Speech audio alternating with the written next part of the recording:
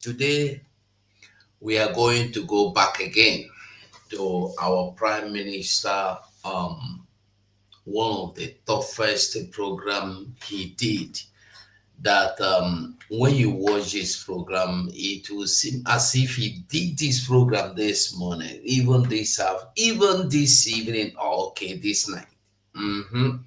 So way back in 2020, even before our leader was kidnapped, this man called Ekberima, called Wapoda, called criminal, called I don't know what you want to call him again that they have not called him, even to the point they don't do juju, make it die.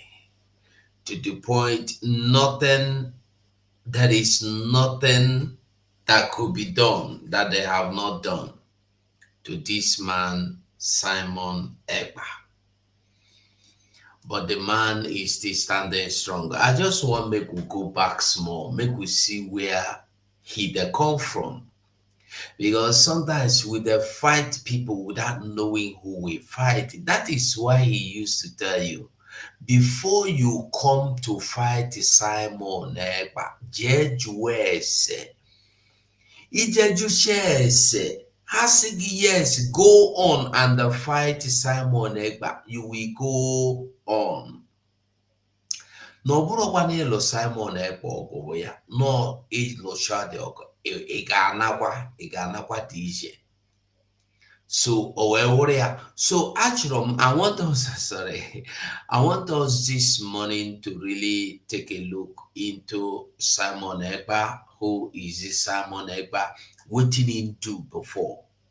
Just one of the videos that maybe the social media, YouTube and Facebook did not delete. I don't know how he managed. He himself, our Prime Minister, found the video and reposted it. This video one time ago, about 1 month or so. I went through it and I go like make we still go through this video again, because this video is one of the video that when you are looking at it, you will not even think it was a video of some years back. So you need it.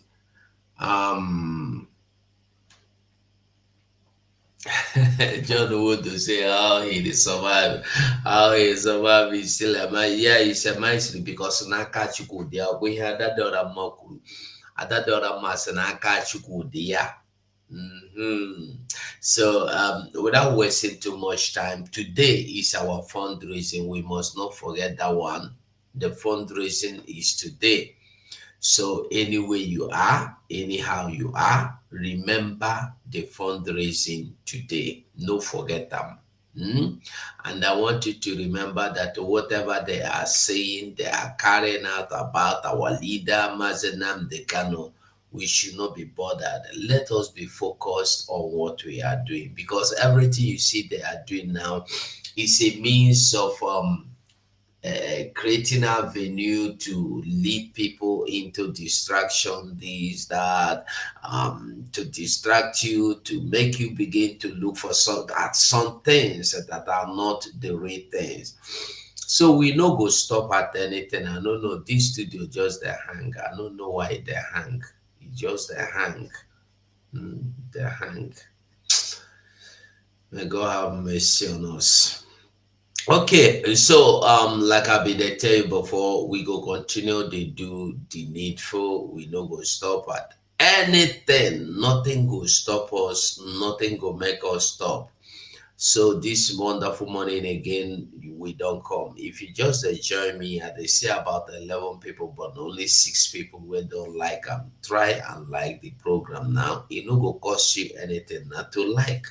I know say make you share, just like they don't they kick me. Now only this one channel be the one where I hold for hand. The other one, if I do video there, they go mark and red.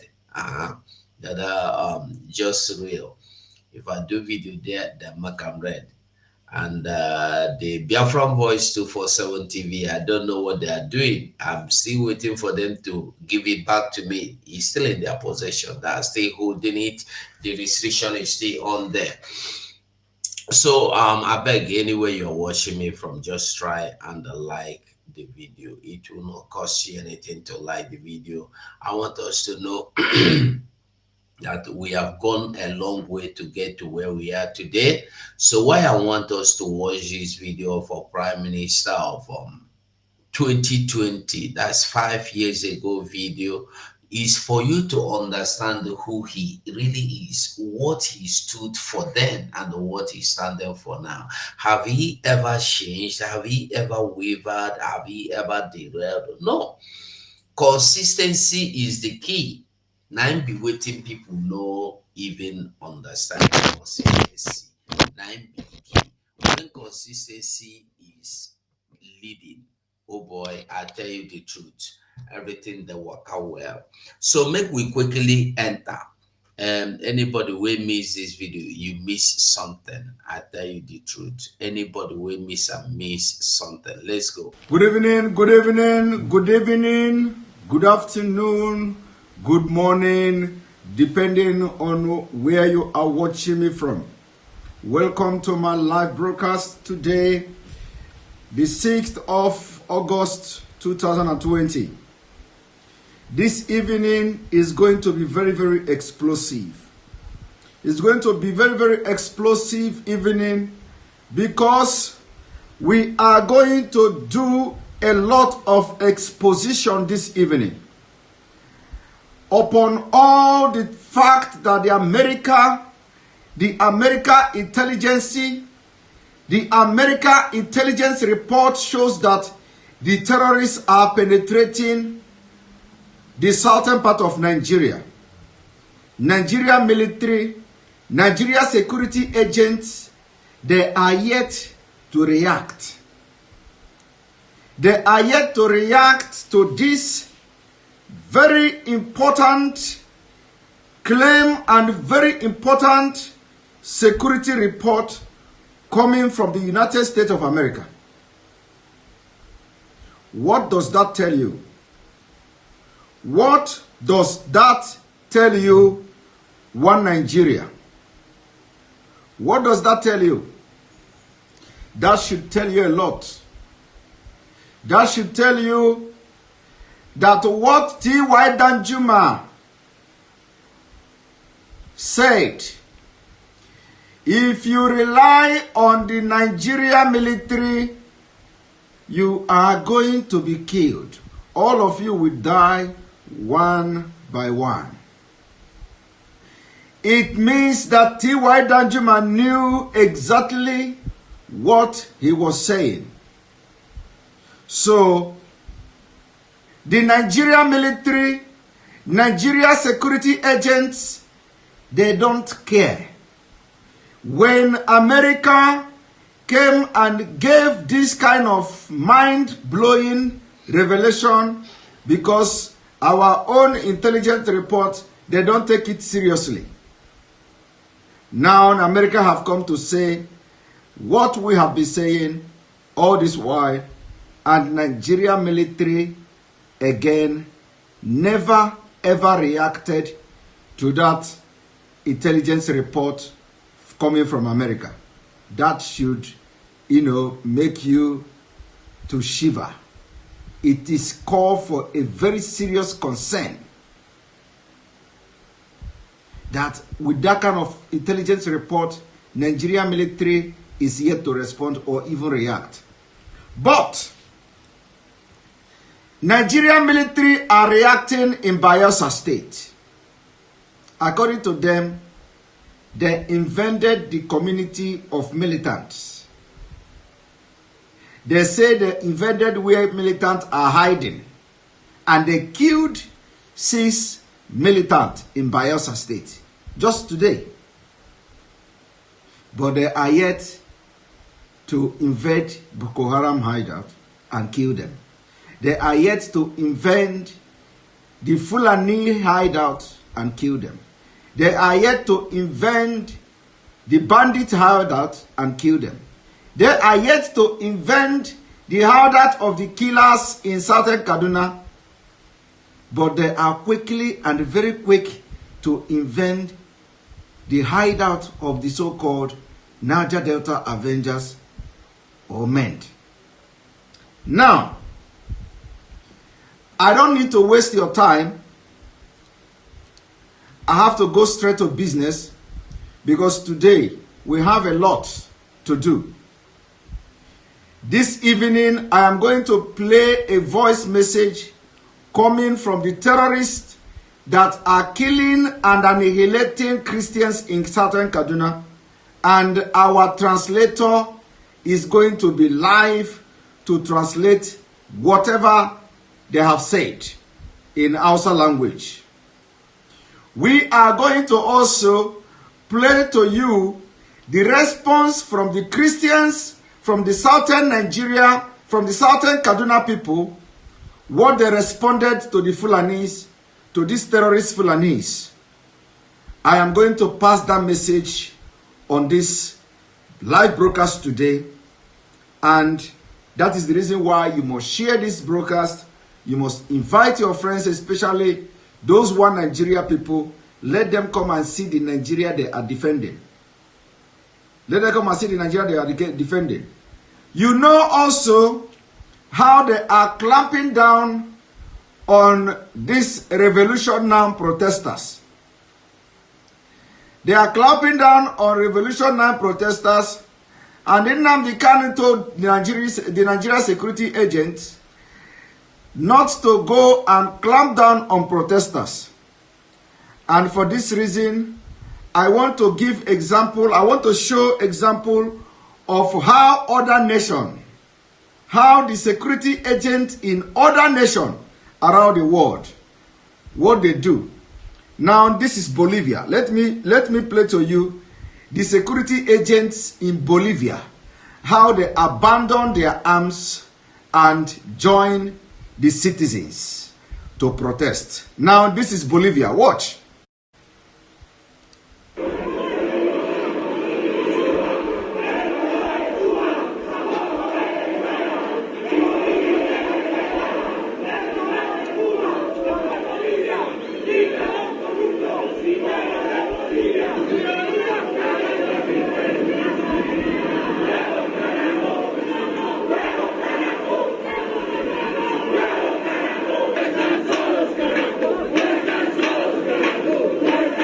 Estamos viendo en Santa Cruz, en Tarija, en Potosí, en Sucre, policías que están marchando lado a lado con nosotros.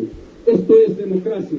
Esto es una prueba de que frente a la dictadura que se ha instalado, que se niega a escucharnos, estamos dispuestos a seguir adelante y no responder la provocación de la violencia. Nuestra lógica es democracia sí, violencia no, democracia sí, dictadura no.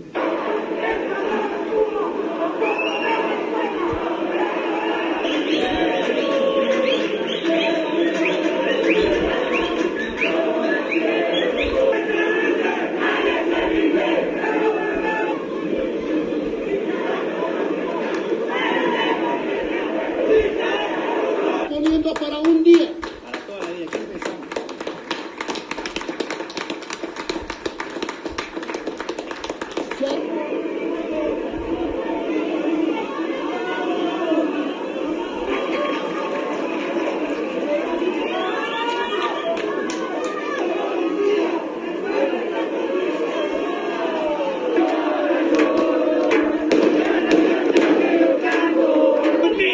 Hermano policía, el pueblo está contigo, hermano policía.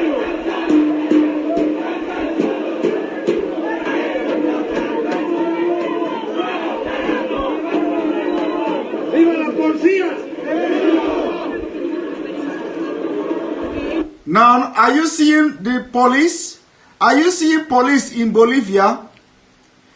Those of you, Nigeria witches and wizard, you call yourself police, you call yourself DSS, you call yourself military, you can't boast of 50,000 naira in your account. You don't have insurance for your family.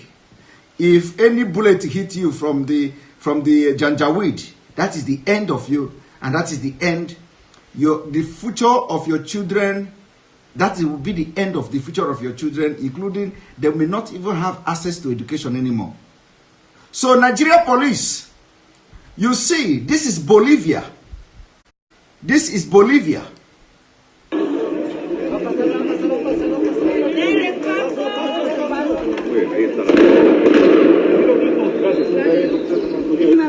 ¿Quién se cansa, Tutín? A ver, ¿quién se cansa? ¿Palacio? Sí, porque ¿de quién es? De nosotros, ¿no? De los bolivianos, ¿no? ¡Viva Bolivia! Now, have you seen that? That is Bolivia. You have seen Bolivia. I am going again. I am taking you now to Niagara. Niagara Falls in the United States. Yeah. Is one of the states in America. Thank you, Alice. Meanwhile, a moment is being celebrated in Niagara Falls when protesters took to the streets. Then police and city officials joined them. Our Dave McKinley has a look back on that moving occurrence last night and the symbolism it leaves today. At one point during last night's demonstration in Niagara Falls, as seen in this video captured by the Action Niagara, you could see Niagara Falls Mayor Robert Rustino, Niagara Falls Police Chief Tom Licata, and Niagara County Sheriff Mike Felicetti join in with demonstrators and, at their request, taking a knee. We talked with the sheriff about it today. It was about the symbolic nature of acknowledging why they were there and they wanted to be heard.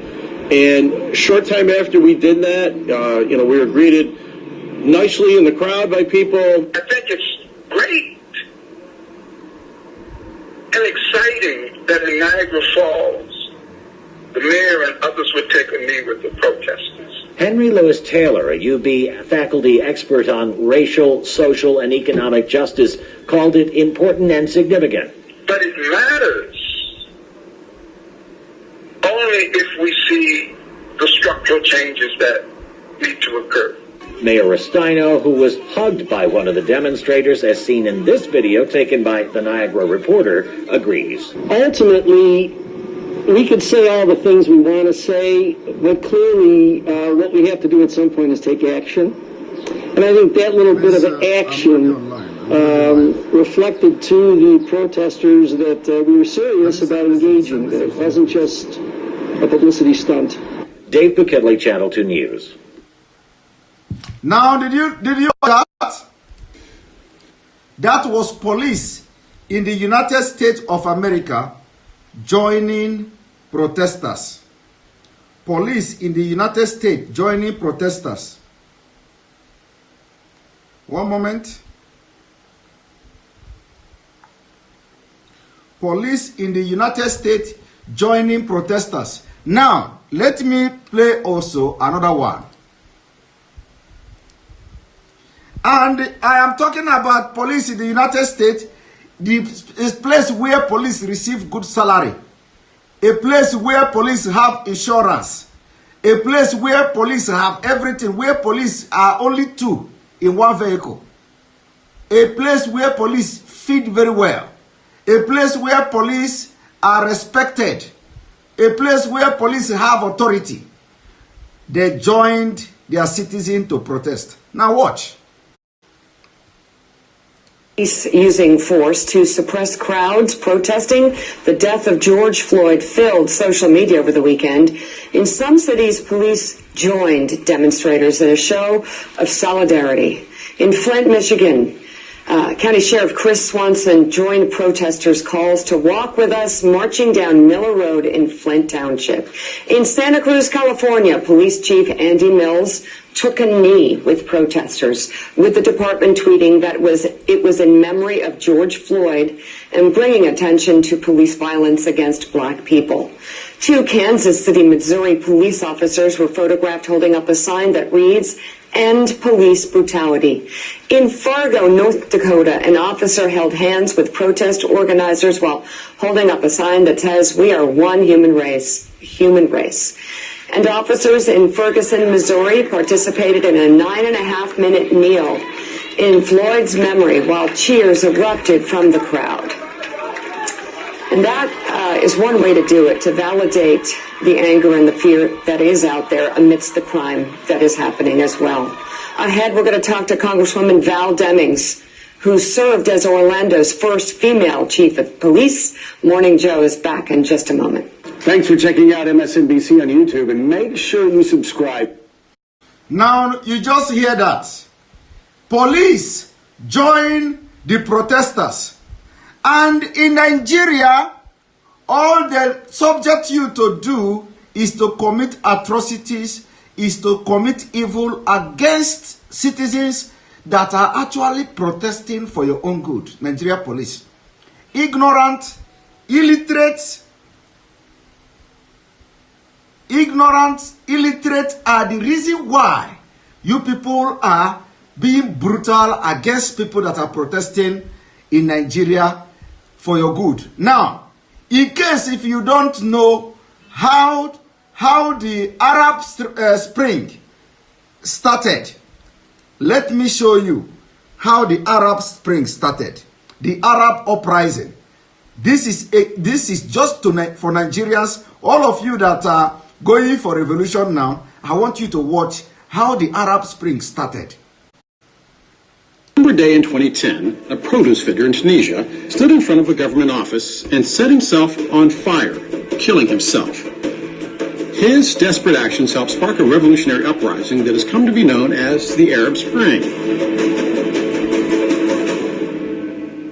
While the uprising across the Middle East and North Africa did not take place during a specific calendar season, they were commonly referred to as the Arab Spring, an allusion to the so-called Prague Spring, a 1968 democratic revolution in Czechoslovakia. The Arab Spring timeline began in Tunisia, a country that had been under the allegedly corrupt and authoritarian rule of President Zain al-Abidine Ben Ali for more than 2 decades. On December 17, 2010, a working-class vendor named Mohamed Bouazizi was approached by Tunisian authorities about his unlicensed cart. He offered to pay a fine, but instead his vegetables were confiscated, and he was publicly humiliated by the police. Afterwards, to add insult to injury, local officials refused to hear his complaints of harassment. In a show of protest, Bouazizi stood in front of the local governor's office and set himself on fire. He died from his injuries on January 4th.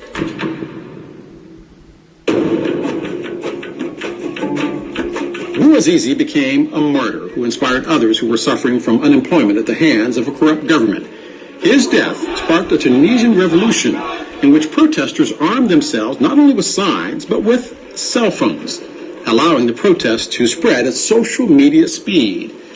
On January 11th, a week after Bouazizi's death, Tunisia's government fell apart, and the disgraced president Ben Ali fled the country. The videos of the successful uprising shared via social media raised global awareness of the protests themselves. State-run news organizations were barely able to keep up. The speed and success of the protest inspired others across the region. Throughout January, protests erupted in Algeria, Jordan, and Oman. By January 25th, the movement reached Egypt, followed by Syria, Yemen, Iraq, Libya, and several other countries. On February 11th, Egyptian President Hosni Mubarak stepped down, and by the end of the year, Yemen's government was overthrown. As was Libya's, ending the dictatorship and the life of their leader, Muammar Gaddafi, who was captured and killed by Libyan rebel militia. While some of the Arab Spring protests did result in regime changes, not all of them brought about positive change for the working class people like Mohamed Bouazizi. In some cases, the uprisings were co-opted by religious extremists like ISIS, who embraced the revolt against secular Arab regimes for their own agenda. As a result, when governments toppled in places like Syria and Iraq, rebel groups stepped in to fill the void, using strong-arm tactics and even terrorism. In Syria, civil war has resulted in the deaths of some 500,000 people, stoking the fires of unrest.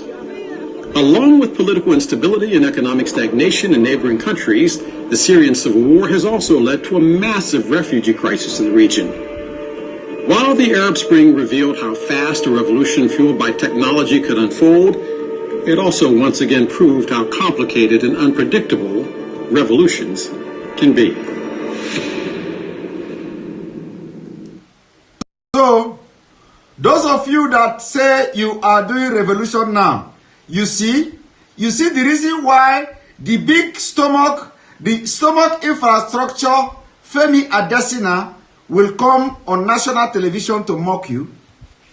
You need to know what is revolution. You need to know what is revolution. You don't just come out with your number 2 person and 3 person and you come to the street.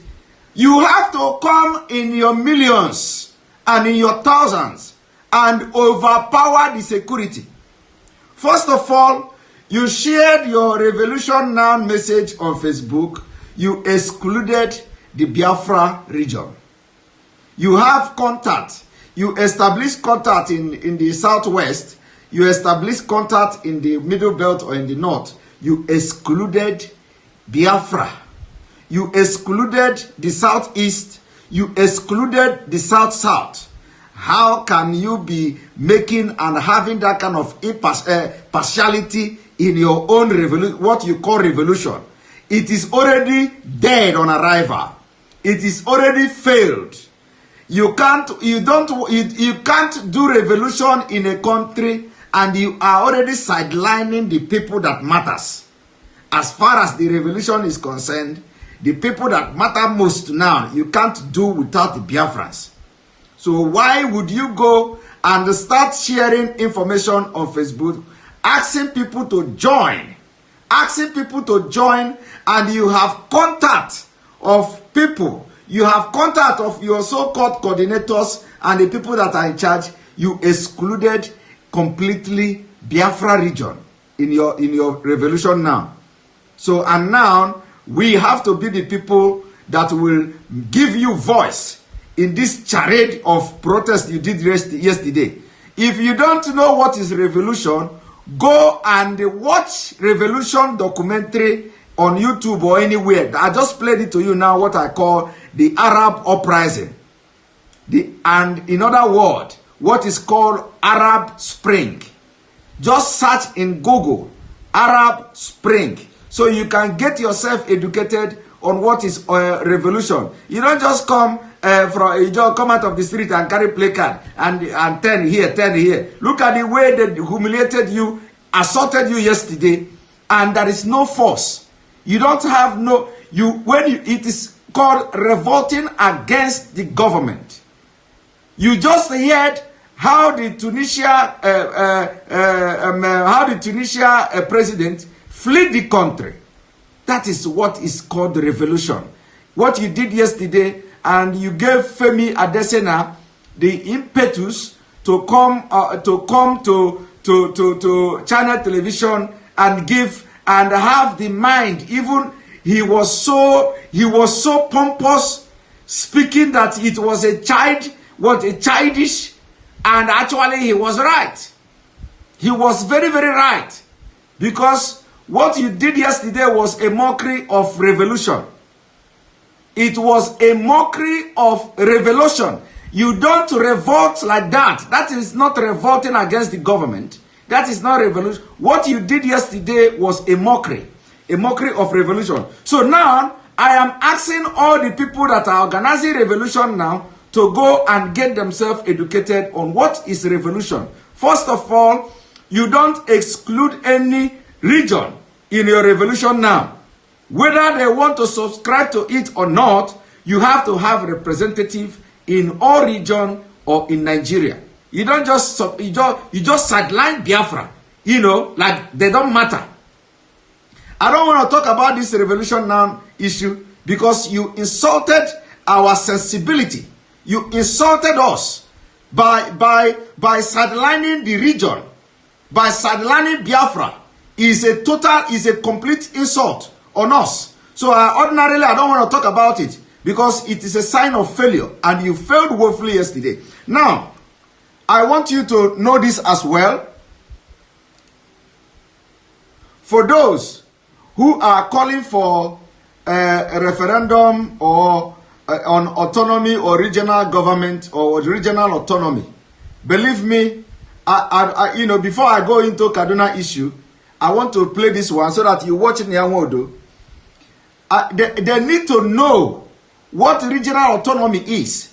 It's not just what this Emeka series somewhere in London telling them, do you know what is autonomy? Do you know what is autonomy? Autonomy. As if we don't know what is autonomy, for Christ's sake. The point here you are not getting is that autonomy will never work. It will never work in Nigeria. What is autonomy? Do you know autonomy? As if it is not the same Nigeria. Is it the autonomy where you will bring your resources and support the central? Is it not? Is it not what the autonomy mean? Autonomy. When you are talking autonomy, are you not going to have central government in the autonomy? What is going to be? How are you going to protect your autonomy within a central government system? You see, Nigeria, what these people don't know is that Nigeria has, the way Nigeria is now, it has gone beyond anything that has to do with autonomy. Now, I want you to watch.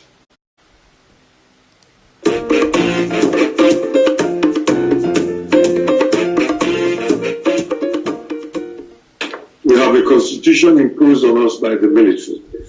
The ones that our fathers created at the time that the British left was thrown away, and a group of military officers, not less than 50 officers, came together and wrote a constitution and imposed it on us. It is not working.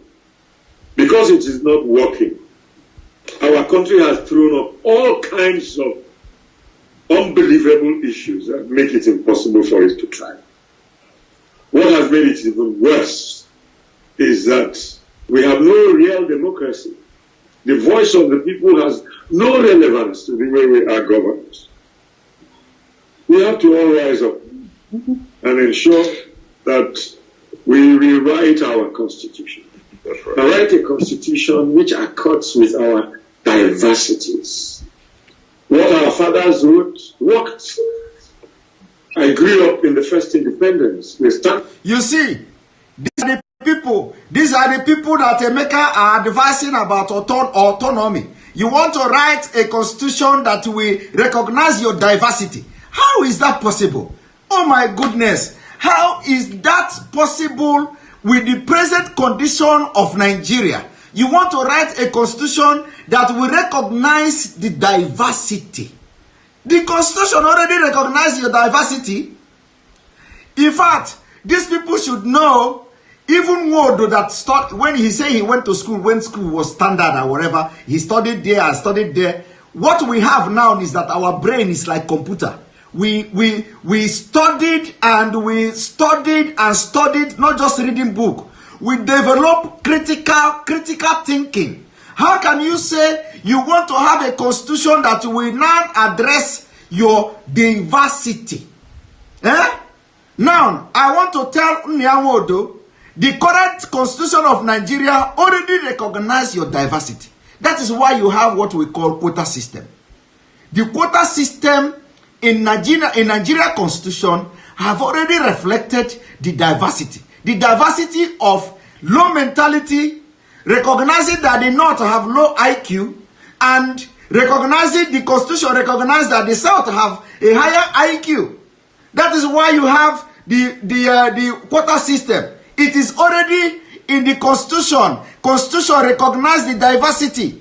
So it is dead on arrival. What are you talking about? You are talking about autonomy. Autonomy. Autonomy should disappear from your mouth. It is late. Nigeria has got, in fact, the point here is that you people don't understand what is coming. That is why you go about talking autonomy. Do you know what is autonomy? Are you talking about autonomy? Don't we know what is the autonomy? Autonomy is autonomy. You have to that is what, when you have a workable autonomy, you have to have in practice. What is autonomy in practice? You have to use what Nigeria is today to know how the autonomy you are looking for will work. There is difference between autonomy in paper and autonomy in practice. This is what you should know. Autonomy. Who doesn't know what is autonomy? You have to check how are you going to use autonomy in the practice. And you go about Emeka advising you people from London. Because he said he's the one advising you people what to do. And that was the reason why he was telling me, do you know what is autonomy? Autonomy. Autonomy is dead on arrival. The situation we are in Nigeria now, you are talking of autonomy. Are you aware that Al-Qaeda and ISIS is coming to South? They are penetrating. Did you not hear America? How is your autonomy going to solve the issue of the fact that you are having insurgency in the southern part of Nigeria? How? How will that stop the insurgency from coming? Now, I want Nigeria to understand something. I want Nigeria to understand something. I want Biafra to understand something. When they tell you, do you know what is autonomy? Autonomy, you are going to decide how your region is going to be governed. You are going to decide who is going to come to your region and who is not going to come. You are going to decide whether Fulani will come to your region. It is fallacy. It is a scam. You can't practice regional autonomy and you restrict the citizens of that country from free movement. It is impossible. It is not possible. Anybody that anywhere in the world, anybody that tells you, because when you have regional autonomy, you will stop Fulanis from entering your region, is a lie. It can never be possible, because you will be, in fact, anybody that tells you regional autonomy, we will decide how we will have our own police. We will have our own army in our regional system. And you will decide Fulani from north will not enter your territory, your region. It is a scam. If anybody is telling you this is a scam, let us use example Canada. Because Canada is example. Are you going to say the Canada that is practicing confederation? It is almost the same thing as you know what they are saying. Now you say somebody from Ontario will not go to Ottawa or whatever the different region in Canada. That you know the Canada, the capital and all this, you are going to restrict every movement. All the people that you suspect, they will not have a free movement into in their own country. And these people will come and start deceiving people. And these are the people who claim they are educated, they are conversant with international law, they are this, they are that. And they come openly, publicly to cajole the sensibility of people like us. How can you say you are going to make sure the people did not come to your region? You have autonomy. Do you know what is autonomy? You will decide who is going to enter in the country. You are going to be contributing to the center. So why are these people so trickish? Why? Why are people so evil? What is so difficult? What is so difficult for you to pronounce it and demand it the way it is, which is complete freedom? What is so difficult? That you will come and start lying to people that if you have your autonomy, you are going to have your army. Fulani will not come. You will decide your security. Yes, you may decide your security. But you can never have a law that will restrict the movement of people in Nigeria. It is not possible. No country can ever do that. It is against the law. It is against Universal Declaration of Human Rights. You can't restrict the movement of your own citizen in their country. So what we are looking at here is this. Autonomy cannot solve the problem. Regional autonomy cannot solve the problem. Do you know what is regional autonomy? Let me, in fact, because these people think that we are fools. Listen, I did not just go to school to read. No. I went to school to study, and I went to school to get sense. I did not just go to school to pass school and parade certificate. No. I went to school to develop my critical reasoning, my critical thinking. So how can you practice regional government before 1960? Before 1960, we had regional government in Nigeria. Now I want to ask you a question. During the time of the regional government in Nigeria, were there any restriction of people from the north from entering southeast old eastern region? Were there a restriction? Do you think that had it been that Ojukwu wanted to have a constitutional amendment to have restriction to restrict the movement of Nigerians, that you cannot come freely from the north to the old eastern region, do you think it could have been possible? No, I'm asking you. For those of you that are buying the idea of this autonomy, do you think that if Ojukwu or Awolowo or whoever had suggested constitutional amendment that the region there should be a restriction in movement of Nigeria people, that nobody should come from north without having a consent of the hosting region? Do you think it will be possible? It is not possible. It is not possible. That can never happen. Not now, not later, not in future. It is impossible. It is the last thing. In fact, let me tell everybody watching me, because it is time. Like I said, we are going to be crushing every saboteur of Biafra with truth, with critical analysis and thinking. So we are not going to punch them in the face, but we'll be punching them with truth and the way it is. So now, if Nyanwo Odo and the Emeka Emekesiri advising them as their legal advisor, if they can now begin to come publicly, because Emeka Emekesiri said that in our debate, that Simon Ekpa, do you know what is autonomy? Autonomy. We are going to have our security. We are going to have this Fulani cannot come. It is a lie. It is a lie, because we have practiced the autonomy before. We know what is autonomy. We live in civilization. We live in diaspora. We know what is autonomy. And we are also conversant with international laws. We are conversant with all the human rights declaration, all covenant, all whatever. We are very conversant.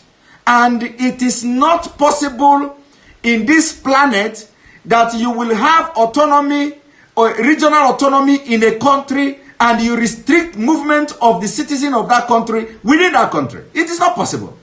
Now, if we go into practicing of regional government, and you say you will have your own constitution, your constitution is limited. Your constitution as a regional autonomy will be restricted to a lot of things. You cannot restrict the movement of Nigerians to your own region.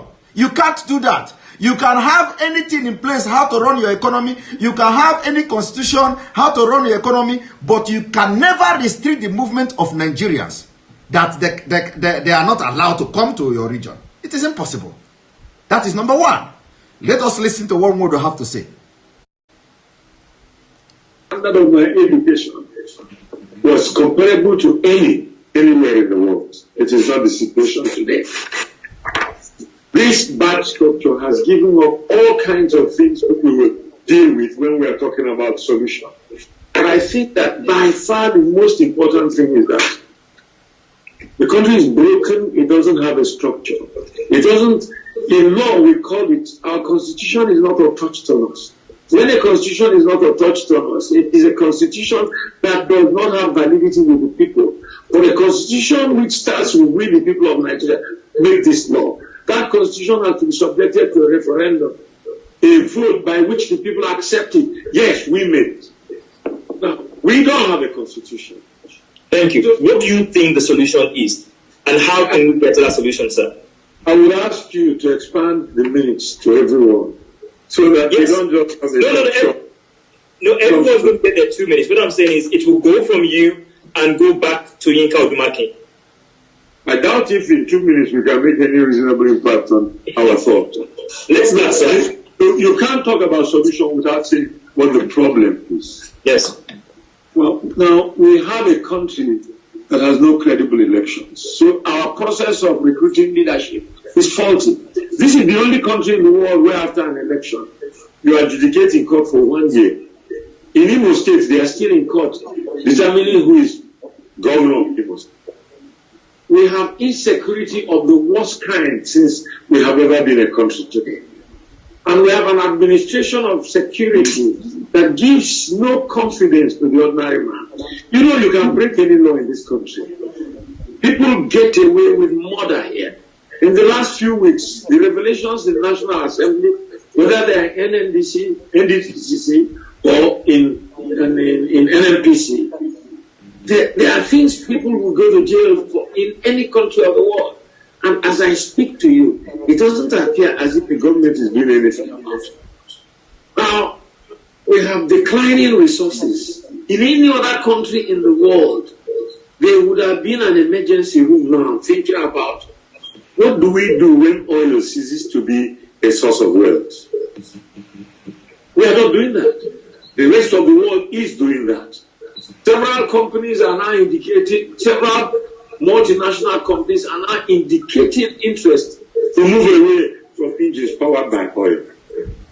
We have poor education. When I went to school in the First Republic, I could compete with anybody in any university anywhere in the world. I went to university in Ibadan and I went to university in LSD. And I came tops in my class in LSD because of my foundation in Ibadan. It is not possible today.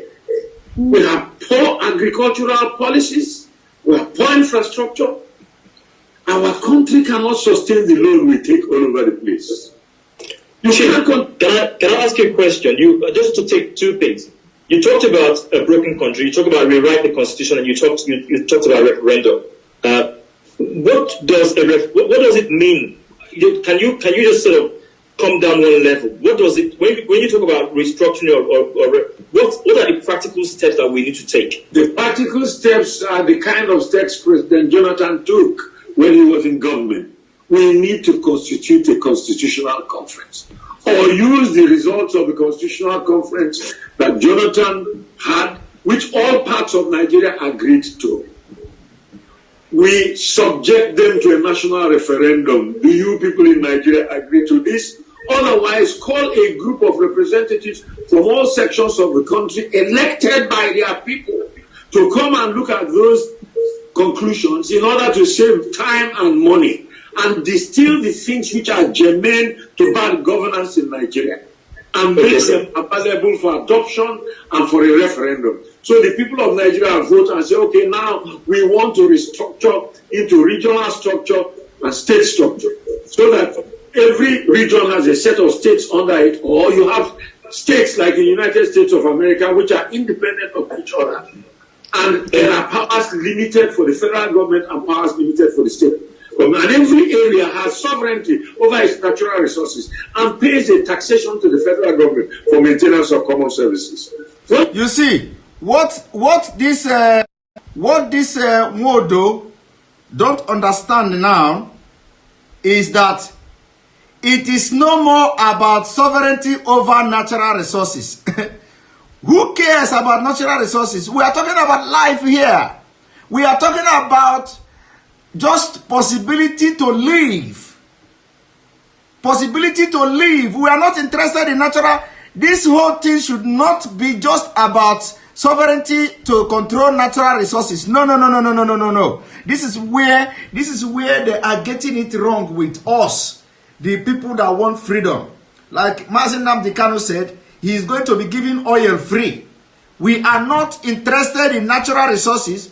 We are interested in freedom. Freedom. So the issue of coming to a national conference, doing a referendum, so that you will have sovereignty of everybody, all of you that is shouting all these things, you have target. Your target is just have to put your hand in the natural resources and start enriching yourself. You can never change. But that will not happen in Biafra. You can never change. So what I'm trying to say now is that any referendum, any restructure, any autonomy that will have Nigeria,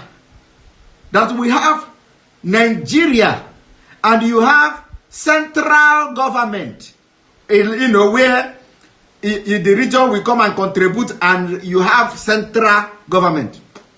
It is dead on arrival. Because our problem now is not controlling of natural resources. No. Our problem now is not marginalization. No. Our problem now is not that we are not into government. No. Our problem now is that we want to be alive. We want to be free and be alive. Our problem is that we are not safe anymore in Nigeria.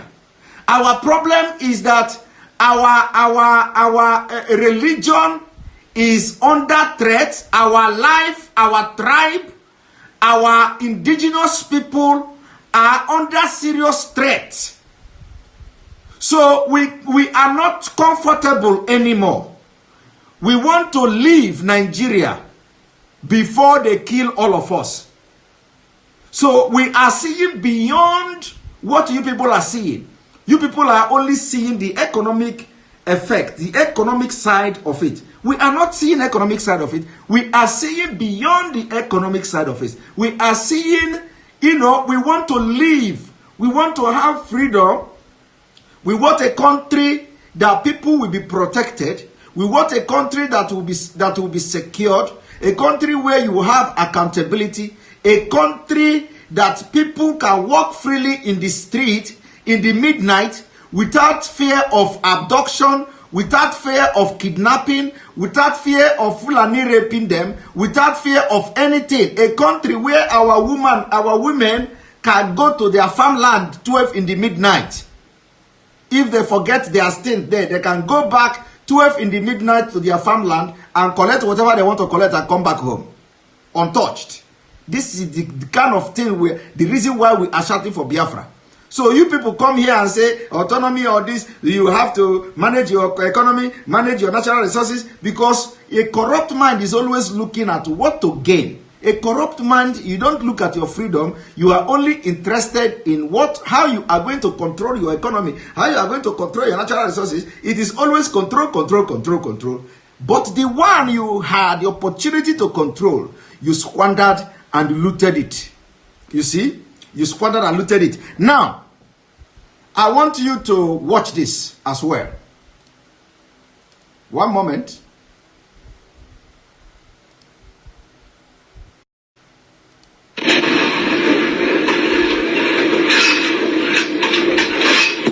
What Nigerian army is doing is recycling insurgency. They are simply recycling insurgency. And my worries and my pain for Nigerian people is that we have docile leaders from different sections of this country, from different ethnic nationalities, leaders that have chosen to be docile, that have chosen to deliberately remain dumb and stooge and a walking stick in the hands of fools. The last time I checked, we have prominent leaders from northwest, from southeast, from southwest, from south, from middle belt, who are seeing the excesses and they are seeing the misgiven by some few individuals in this country and are keeping quiet. I put it to them that in no distant time, if they think because they are leaders today, they have the backings of security, they have all it takes to be protected, in no distant time, they will also be affected because there is no champion forever. They will not remain in power forever. And the evil that will befall Nigerian people will cut up with them. So the high time they wake up to speak and then decide and take cogent and the very, very correct decision against this, I see as recycling of insurgency, the better for us. I don't know if you are seeing the danger ahead. It's easier, I'm a trained forensic psychologist. It's easier for you to rehabilitate somebody who is mentally retarded, either as a result of drugs or any other factor.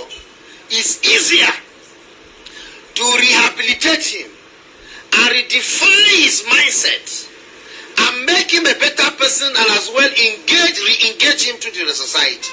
An insurgent is an extremist. He is not dwelling all he's doing based on how much you are giving him. An insurgent is an extremist that can sacrifice even his life. And thinking what he's doing it to the glory of God Almighty. And let me give you my take on this and where I am seeing danger ahead. So once upon a time we had OPC, and these people terrorized the Southwest, and the government dislodged them because of the excesses in their activities. They were never seen as potentials to be re-engaged into the Nigerian army. The last time I checked, we had Bakassi. They were also pushed away by Nigerian security, and their activities were banned. They were never seen as potentials to be re-engaged into Nigerian military. The last time I checked, we had Niger Delta militants, the Avengers, and the whole of this. They were also given amnesty by the federal government. These boys who have the potentiality to dislodge Nigerian military, confront them headlong in so many instances, were never seen as potentials to be engaged, to be re-engaged into Nigerian military. The recent one is the IPOP that were dislodged and even proscribed by Nigerian government. I am aware most of them are still in detention.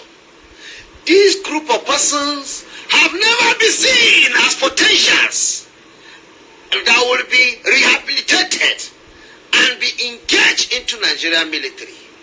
But here you have a terrorists, people who have seen Nigerian military to be their number one enemies, people who have come out headlong to confront Nigerian military, killing them and other innocent people. They will just go and say they have surrendered, and then the next thing Nigeria will still spend the taxpayers' money instead of prosecuting them according to the act of terrorism and probably hang them to death. Take them off the face of this country because they are terrorizing the people of Nigeria. Nigerian government will go aside the huge sum of money is spending on security because of this Boko Haram, will go and again spend more money rehabilitating them, and the worst of it, engage them into Nigerian military.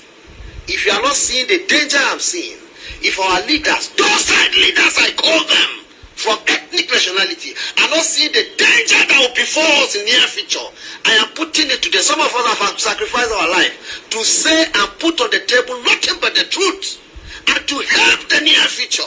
I see myself as a leader in near future, and I will not be leading a country that will be in total chaos.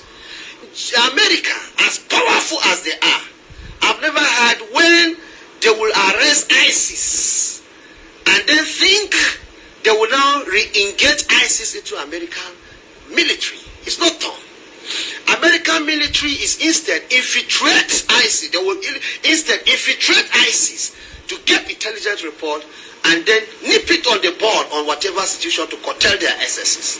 But in the case of Nigeria, you are now seeing Boko Haram infiltrating the Nigerian military, and that is to tell you the danger that is lying ahead. In the next 10, 20 years, mind you, we'll have more than thousands of Boko. 20 years will not come. 20 years, people, they are speaking now. I have been shouting it since last year. I have been saying it since last year. You see, people are speaking. I have been saying it since last year.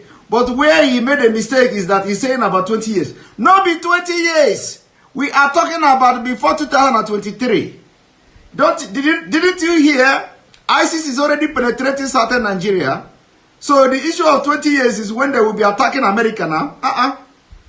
20 years is when, 20 years time, if Nigeria continue to be a country, That is, they will graduate from national terrorism. They will be sponsoring the attack in America and Europe. And that is why we need to let the Europeans to know, because they know this.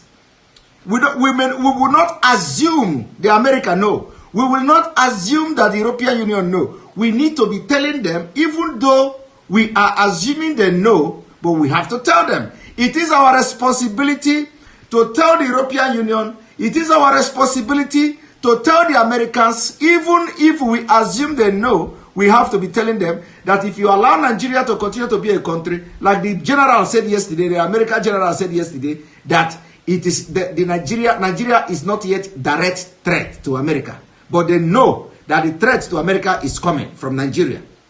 You know, so they don't need to wait until that threat comes. They need to dissolve Nigeria so that this problem of that threat, that futuristic threat is solved. It is going to be solved by disintegrating Nigeria.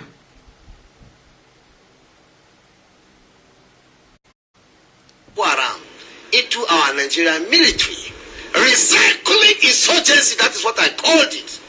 And what it means, we have vibrant, able, committed youths of Nigerians. I give an example with FCT. The last recruitment list I saw from Nigerian military, nobody, no indigenous of FCT was enlisted in the list I saw. We have so many youths who want to join Nigerian army, but the opportunity is not being given. But here is an insurgency giving automatic ticket to join Nigerian military. What is wrong in after sensitizing, rehabilitating them, engage them into what we call civilian JTF?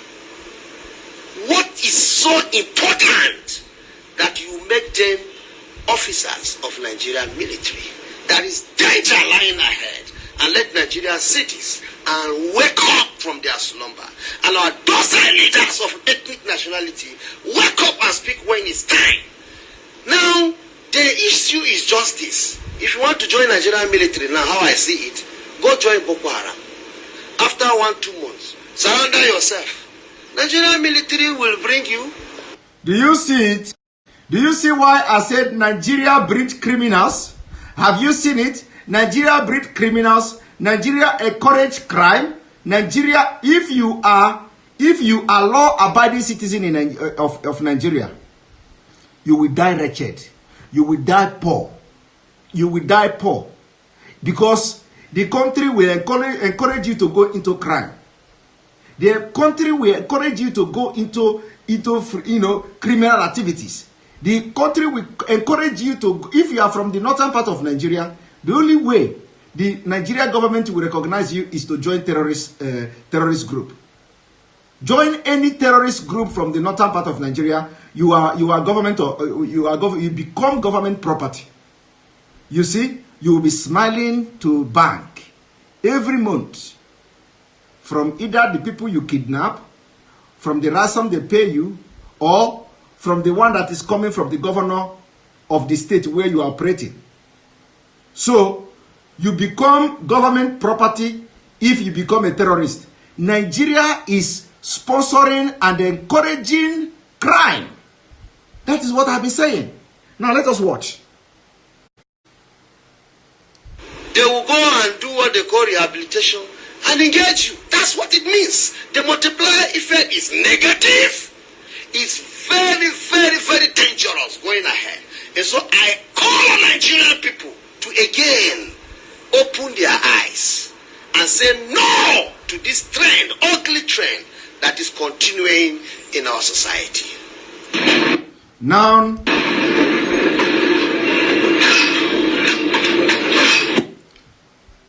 Now you've just watched that. What I'm about to do now, I am taking you to Kaduna State. I am taking you to Kaduna State. I am taking you to Kaduna State. It is time I play the voice, the audio of Kaduna. I want to play first. I will play the audio message sent to Southern Kaduna people, the Christians there. And then after that, I'm going to play the audio of the response from Kaduna people. And then I will first of all play the audio of the terrorists. And then after that, our translator will be online to translate what they are going to be saying. So it is again time for another mind-blowing evening. Another mind-blowing evening is coming. Again, time for another mind-blowing. One moment. So you are going to listen to the voice message from the terrorists in Southern Kaduna, and then after that, this thing will translate. So don't just calm down. Just calm down. It is time you get water, get your popcorn, and let us go there.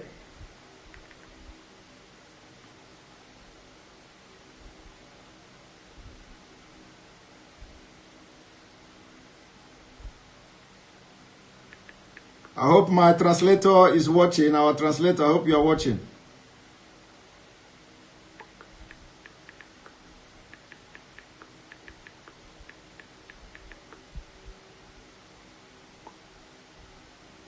It's time.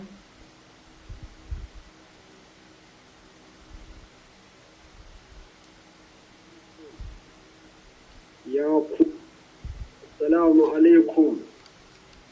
Ya ku kafuran kudancin Kaduna State, muna gaya muku da babban murya, da kafuran kasuwan magani, da kafuran ladduga, da kafuran kaciya, da kafuran gwanin gora, da kafuran kafancan, da kafuran dukka kudancin Najeriya nan, kudancin Kaduna State. Muna gaya muku da babban murya, mu ne Fulani za ku gwada da mu ko? To wallahi muna gaya muku da babban murya, za mu bi ku har gida mu dinga muna kashe ku, ko za ku taɓa mana 'yan uwa to ba za mu yi hakuri ba. Muna gaya muku gwamnatin Kaduna State, kai 'yan Rufa'i, kai haƙuri ka ban mu da su. So ne sun ce da mu mun fi ƙarfinsu, mu ne Fulani mun san daji kuma mun san gari, muna uni a gari ne, mun san sirrinsu, so ba su san sirrinmu ba. To wallahi, do wani bafilatanin da ya san ya shirya ya fito da ƙarfin shi da ƙarfin ikon Allah, za mu haɗa kai. Za mu yaƙi waɗannan arna kafurai maƙiya musulunci, za mu kashe su, mu ƙona gidajensu, mu ƙona abincinsu, za mu kashe su kamar yadda ana kashe kwanso da wasu irin namomin dauji da mafarauta suna harbewa. Za mu bi su har ɗaki mu yanka su, da wani jami'in tsaron da ya zo gurin ba da shi muke yi ba, idan ya ce zai takura mana to shi ma fa za mu gama da shi, ko shi wani ne ko burtai ne ya zo wannan guri. Mu Fulani abin da aka yi mana a kasuwan magani da laduga da krosi, gabas da yamma, kudu da arewa, mun riga da mun yi zobe, muna nan daram dam ko kafuran banza kafuran wofi, ko Amerika ne za ku je ku kwaso 'yan uwanku, mun fi ƙarfinsu, ko nukiliya ne an sa a jikinmu ba za ta tashi ba, ko bom ne an hurga ba za ta tashi ba. Mu ko da sanda wannan sanda abun bin shanu, za mu gama da ku, kun ga yanda mun fara muku so mai taɓi ne. Wannan ana jimuwa ne ka samu kosai da kunu ka sha kai irin karyan safe dinnan. Mu Fulani kamar mu samu madara da dambu ne, to wannan shine so mai taɓi. Do wanda ya san ya shirya a Fulani mu muna kira da babban murya. Ka zo mu haɗo mu raya addinin musulunci don kafirai sun so su samu a gaba. To ƙaryanku Allah namu ne, ko da ba ku san ma Allah ba, ko kafiran banza kafiran wafi, lokacin yakowa kuna abin da kun ga dama don wannan gwauna 'yan rufa'i musulmi kun ce wai yana goya mana baya. To mu baya goya mana baya, tunda ku ne kun tsokalo. To wallahi kun ji rantsuwanmu na musulmi, in Allah ya so ya yarda za mu mai da gidajenku kufayi, hatta kazunanku za mu karkashe su, mu ƙona gidajenku, ba ku ba yawo. Mun riga da mun san gonanku, mun san gurin kwananku. Iji turawa suna cewa sunanku sorry. Ni ne Ardo Bulama, na gama yara na gabaki daya, yara na matasa Fulani masu ji da kansu, za mu yaƙe ku ko kafuran kudancin Kaduna. Ladduga tana shirye ne, Kurosi ma tana shirye ne, Fulanin da suke kaciya ma suna shirye ne. Duk wani jami'in tsaron da ya ce zai shiga wannan fada namu da Fulani da Kirista, to wallahi ba da shi muke yi ba, amma idan ya shigo za mu gama da shi. Mun gaya muku ko da nukiliya ne za ku je ku samu a Amerika, mu Fulani mun fi karfinku. Mu da sanda ma, wallahi da sanda za mu gama da ku, ba sai mun ɗauko bindiga ba. Ku je ku auro bindigogi, ku siya nukiliya, ku je ku siya duk irin makamin da kuke gadara da shi, za mu kwaso a hannunku, mu kwace kuma mu kashe ku da shi. Mu Allah muka dogara da shi, mu ba da wani gwamnati muke dogaro ba, da Allah muke dogaro. Insha Allahu daga wannan ba wani shegen kafurin da zai sake ma Fulani riya. Mun gaya muku ni ne Ardo Bulama, idan ba ku sani ba, ni ne Ardo Bulama wanda ake mashi kirari da mare tsoro. Allah kaɗai yake tsoro ba mutum ba, mutumin banzan shi, mutumin wofi. Ballantana wani arne ya zo ya ce wai Fulani ba ƙasansu ba ne. To ai mu Fulani mun gagara, Allah ni kawai muke tsoro, ba haka ba kowa da kowa zai shi uban shi. Wanda ya fasa wannan faɗan ma wallahi ya ci uban shi. In dai ku ne Kirista masu kashi a tsaye, kuna fitsari a tsaye, amma kuna so ku yi mana walaƙanshi, to wallahi daga yau daga gobe ba sa ki karawa ba. A nan zan dakata, wanda ya ji ya tura ma ɗan uwan shi. Kowa da kowa ya ji wannan sanarwa da babban murya. Mu ba da gwamnati muke faɗa ba, wanda ya tsokalo mu ba fa za mu yi haƙuri ba, don ma Allah da kanshi ya ce, idan an taɓe ka, in ka ga za ka iya haƙuri kai haƙuri, in ba za ka iya haƙuri ba ka rama daidai da abun da an maka, to za mu rama abun da aka yi mamu. An yanka ‘yan uwanmu, mace da ciki, a yanka a farke cikin, a yanka yaro na ciki, tsoho da yara da manya ba a bari ba, shanunmu dabbobinmu an kashe. To wallahi ko kafurai, duk inda wani kafurin banza kafurin wofi yake, za mu kashe shi mu ci naman shi. Ba wai ba za mu iya cin naman shi ba, za mu sa a soya naman kafuri mu shi, don mu ƙara ƙiba, mu ƙara mai, yawwa alhamdulillah. Kun ji daga mu abun da ya faɗa, dama mu an dakatar da mu a aikin da muke yi na faɗa, mun saba kuma mun gada mu ne.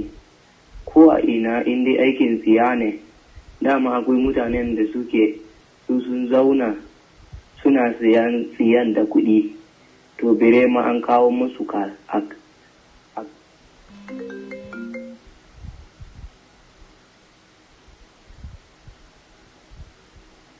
mutum ya je kasuwa ya sayi riga bai an kawo mishi gidan shi. Ku arna, kajuru, magani, nan kurosin, arnan kashiya, arnan zankuwa, arnan gora, arnan lusuru, arnan makama, dukanku za ku koma fulato gaba ɗayanku ba tare da an ji tsoronku ba. Ku shirya, mu riga mun shirya. Tirenin da kuke yi na da makamin da ake baku duk ku fito da shi ku yi da gudane in za ku iya. Mu ba mu shirya ba, amma Allah ne muke dogare da shi. Tunda kun ce ku ba ku jin tsoro ba kunya, to muna daidai da ku.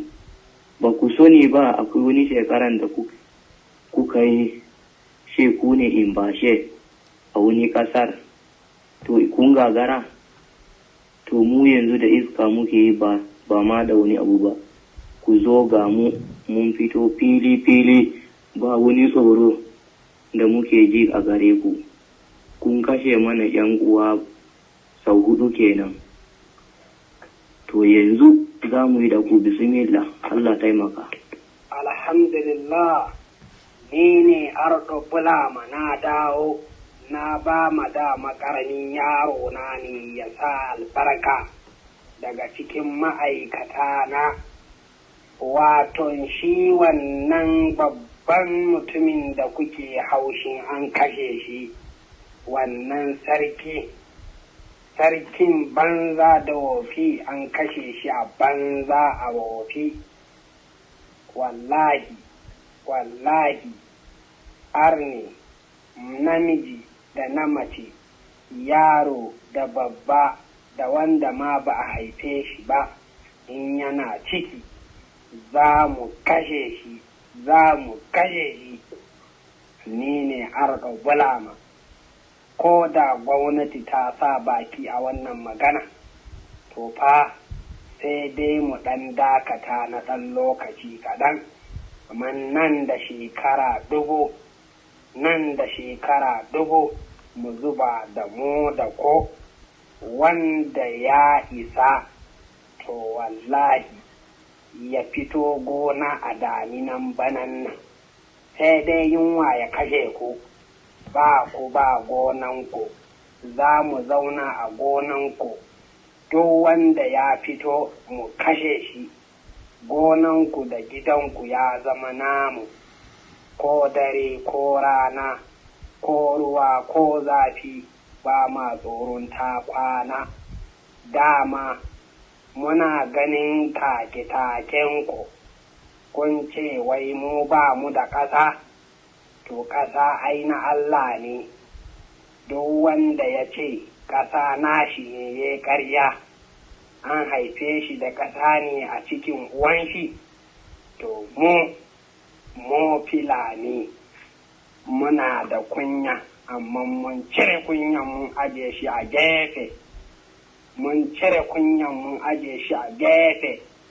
Dama ku arna ba ku da amana, iyayenmu suna faɗi mamu, amma yanzu nan ne mun san gaskiyan iyayenmu.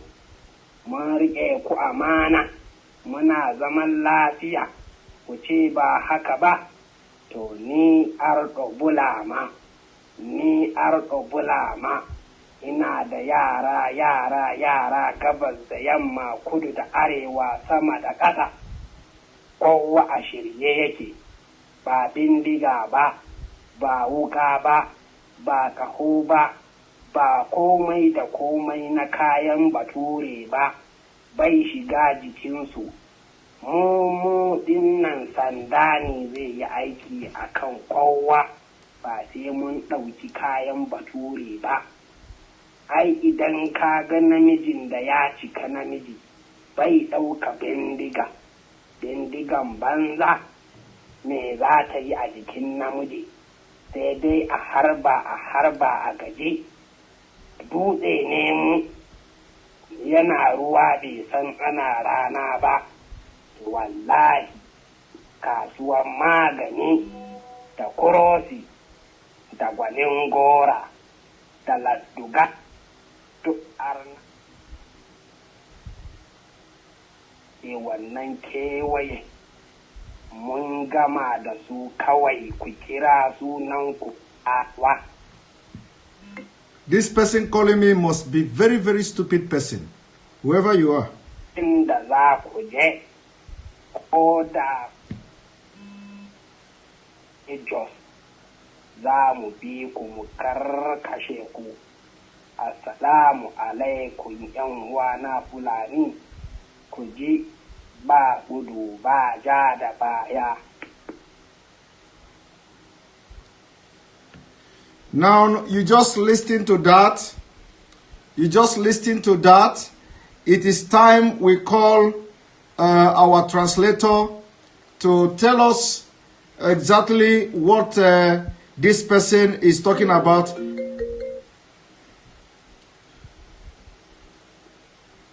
Yes, who is this? Hello, bro. Why are you calling me? Okay, I just saw your number in your Facebook. So why are you calling me now? So I'm gonna call our translator, and our translator is going to explain what this person say. After this, I'm going to play another voice, another audio from the Southern Kaduna people. What the Southern Kaduna people responded to them. And please stop responding to that somebody you call Simon Ella or something like that.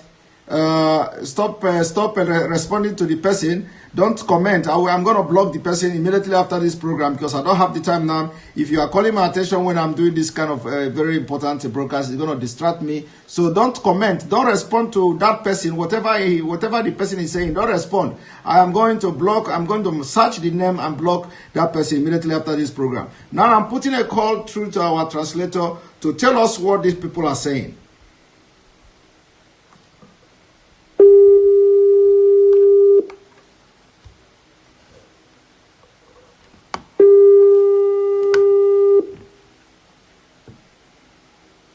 Hello? Yeah, hello, good evening. Yes, good evening, my brother. Yes, once again, you know, after you translated last time, a lot of people recommended you that your translation was very, very right and correct. So for that reason, you'll be translating for us again this evening. Thank you for this job you're doing for us. No problem, you're welcome. All right, so go ahead. What are they talking about? What was the audio all about? Okay, the audio was the Fulani man was talking to the Southern Kaduna people in regards to the attack and the killing that took place in the Southern Kaduna. Okay. So what he was saying is that he said, "You infidel." That way he say Arna Kafurei in Hausa. You hear him saying so. That is infidel. But he said, infidel of Kaduna, I'm telling you with a loud voice. Hello? Yes. I'm telling you with a loud voice, Then he mentioned the villages of the Southern Kaduna, Kachia, Kafanchang, and the rest. That they are infidel in the Southern Kaduna. Hello? Yes, just go ahead. I'm listening. Go ahead. Okay. That they should not try the Fulani people. That if they try the Fulani people, they will make sure they kill all of them. They will follow them to their houses, one after the other, and kill them. That if they touch their brothers, they will never forgive. And naturally, the Fulani man never forgive. If you touch him, no matter how long it takes, he will always come back to revenge. So that whatever happened, that if they touch any of them, they will never forgive. They must revenge. That the government of Kaduna State should be patient and allow them to revenge the killing that they did on their people. And I don't know when the Southern Canadians will kill their people. That the Fulani, they know everywhere. That the Fulani knows everywhere, both in the bushes and in the town. That the Christians, that they even know the secret of even the Christians. That the Christians don't even know anything about their own secret.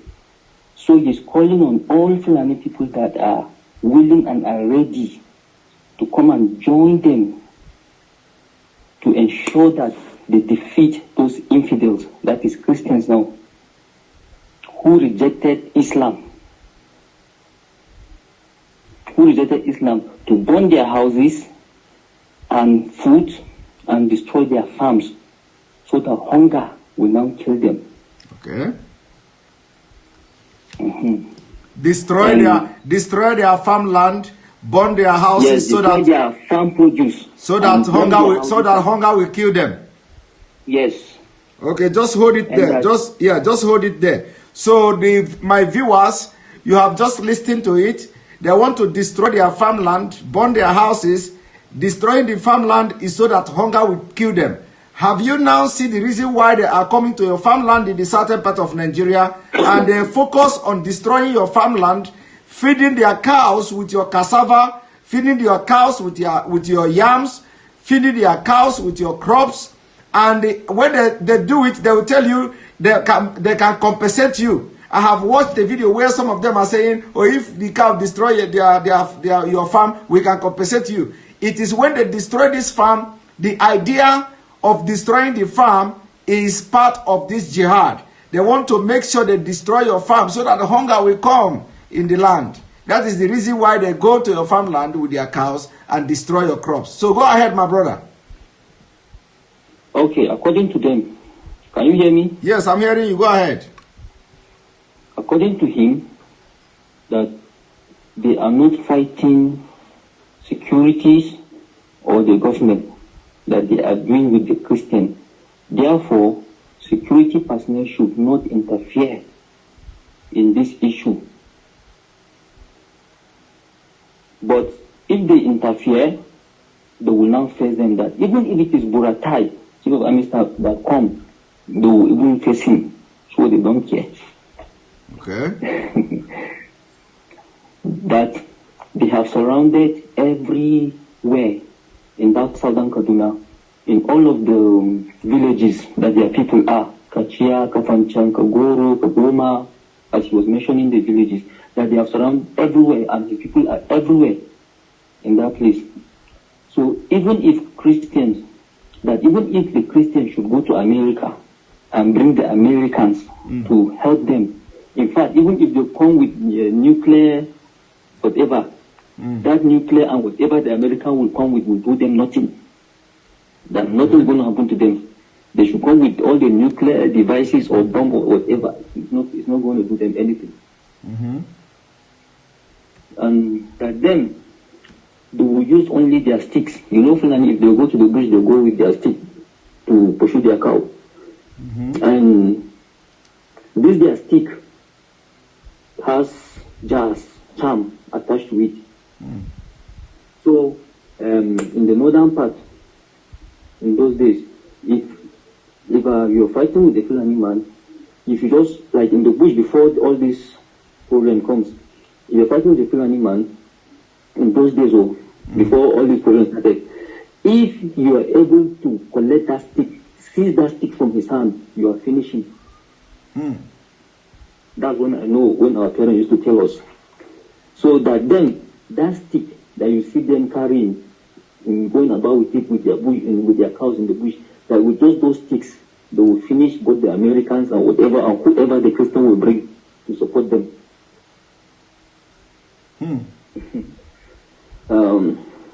So all Fulani should join hands to build Islam, because infidels are not allowed are not allowing them. That is Christians are infidels. Yes. Yeah.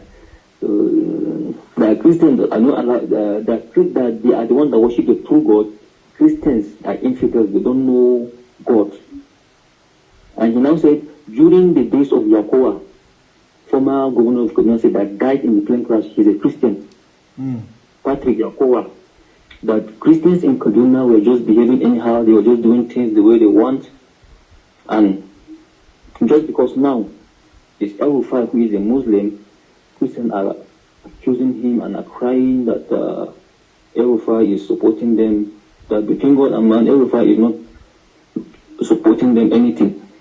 Of course, that is a propaganda. We know. We understand this thing. We know. Yeah.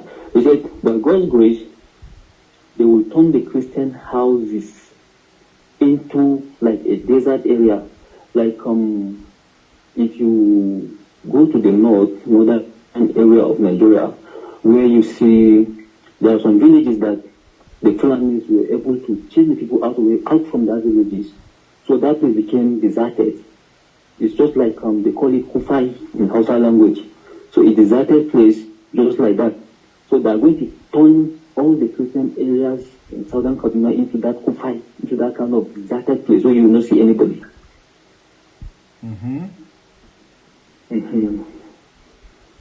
And they will kill all their animals, burn all their farm produce, both the ones in the home and in the farm. And that they will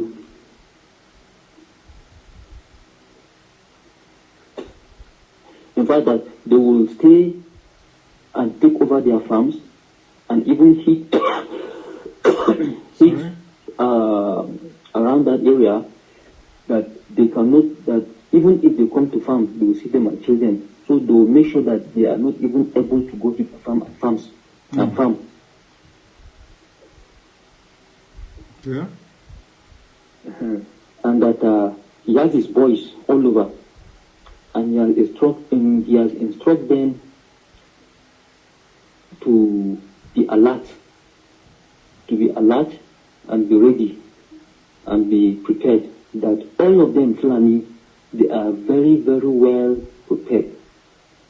According to him, that this fight is between Fulani and Christian.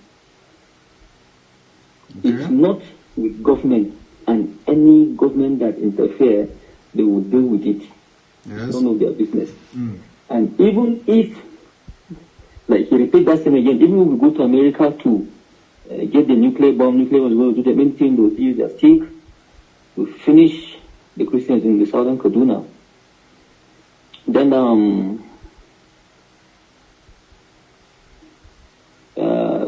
if you listen to the comment, then the voice change. Yes, another person started. Yes, it's one of his boy that now put in that now said that them, it's just because that they pleaded with them to calm down now. That's why they've calmed down.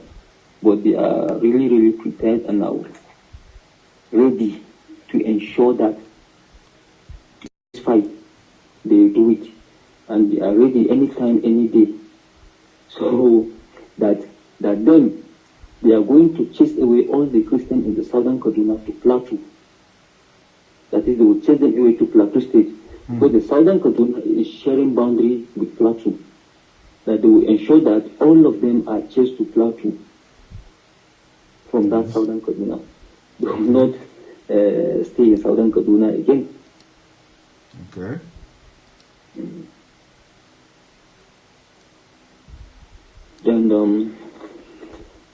And the leader, and he said that then they depend on God, that they are not depending on people like the way us, like the way the Christians are depending on. They may go to America and say that then they depend on their God. That they worship through God. Christians are infidel. So they are well prepared and they know that their God is going to protect them. Then the leader came back again after after that, he said, I am back. I just allow my boy to put in his own word and say what is his mind and also bless what I'm saying or whatever. So he said that there was a time that Christians in Kaduna were angry because there was one time that a chief, a traditional ruler in Kaduna was killed. I think it's sometime this year.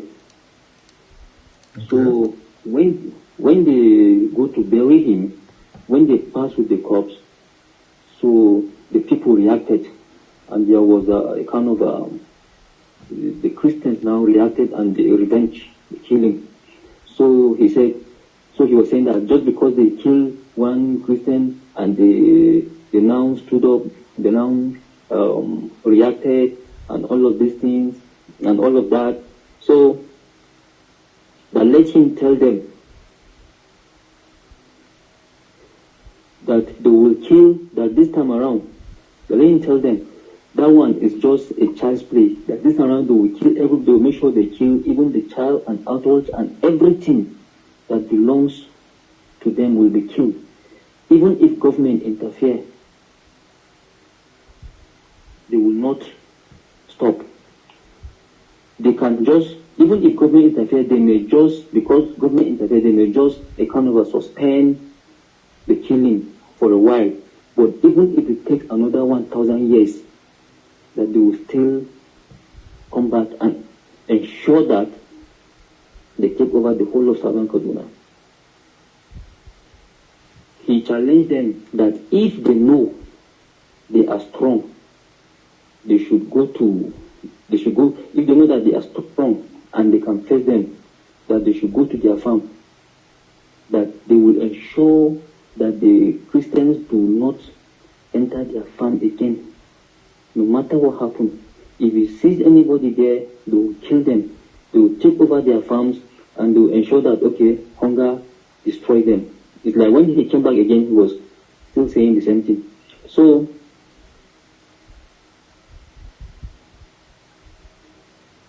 all right. Okay. Okay. So yeah. do I play? They're still small. Let me. Okay, go ahead. Just summarize it. Okay. Well, in a nutshell, they said that, they now say that the people are saying that the land belongs to them, that is not Fulani's own. They said that land belongs to God, it's not anybody's own. that they Fulani, they are very shy people. That is not because they are shy, doesn't mean they are fool. That their parents told them in those days that Christians are very bad people, and now they are seeing it, and now they know. So therefore, they are ready to face the Christians, no matter what happens. No retreat, no surrender. Thank you very much. Thank you very much. Now, I'm going to call you back again. Let me play the response from Kaduna people. Okay. All right, thank you very much. Now, those of you watching me, when you look at the screen now, what you are going to see from this screen you are looking at is what is called National Fulbe Movement. National Fulbe Movement. This is the Facebook of these terrorists. This is their Facebook page, National Fulbe Movement. Here you will see the Futajalon. Currently, you will see what they have said here. You know, here the historic land of Fulbe. Do you know what we mean by the historic land? The land that where our ancestors lived and founded empires, emirates, almamis by their sacrifices, struggles, and poor blood to make us live happy and proud of ourselves. And our identity, Pulaku. If you are a hard blood, Pulo, who proud of what our forefathers accomplished, which is they are talking about Usman Danfodio, for example. Usman Danfodio, for example, you must memorize and the names and pledge to protect this historic hand following mentioned Fudajalon currently in what so-called Guinea Conakry, and then the list is, so when you look at Mali, Nigeria, when you look here, you see Nigeria flag here, you see Nigeria flag here. So all this flag here are their target. Their target, but of course, as we can see, even USA, look here, even US is here. You see, US is here, Panama is here, Cape Verde is here. You see Gambia. So when we are talking about attacking America, you see, when we are talking about attacking America, what they need now is they need to put their hand in Nigeria. They need to first of all conquer Nigeria before they can now have the resources required to start attacking all this country you see listed here. America is here, as you can see, American flag. American flag is here, Ethiopia is here, Ivory Coast, what is this one, Cayman Island or whatever, and you see Guinea, all this Chad, Ghana, Niger, Gambia, Togo. So all this country you see here are their major target. But for now, they need Mauritania, as you can see, Senegal, Mali, Sudan, Benin, Cameroon. So now they need the resources. They need the resources. They need the resources to be able to carry out the attack. They need the resources to be able to carry out the attack. And all these years, they have been looking for opportunity to have their man in power in any of these countries. So they succeeded, Obama succeeded in pushing them into Nigeria, giving power to Buhari. And from that reason, that is the reason why you see that immediately Buhari take over power, they decided to come to Nigeria and make their money to see how they will sponsor themselves and begin to attack all the countries mentioned here. And let me show you them so you understand. They even have military. This is their general. This is a general. This is one of them. Now tell me, what is National Football Movement?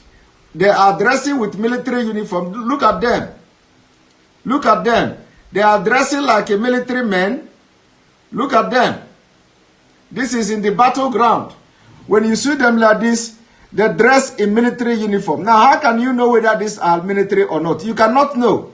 So when you hear that military came and raised villages, you know, you will never understand. You may think that they are actually the military. So they have infiltrated a lot of countries, and you can't differentiate them with the military, with the new military. Now look at them, and you can see here, salute from battleground. You see, salute from battleground. Are you ready to fight for Pulaku? Pulaku men. Yes, you see, this is them. They dress in military camouflage, and these people are operating their Facebook. Look at them. Look at them.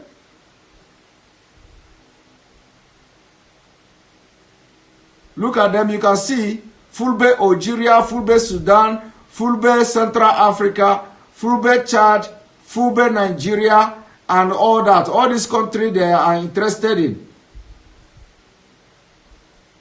You see? So, all this country, the only place they are getting their resources now is from Nigeria.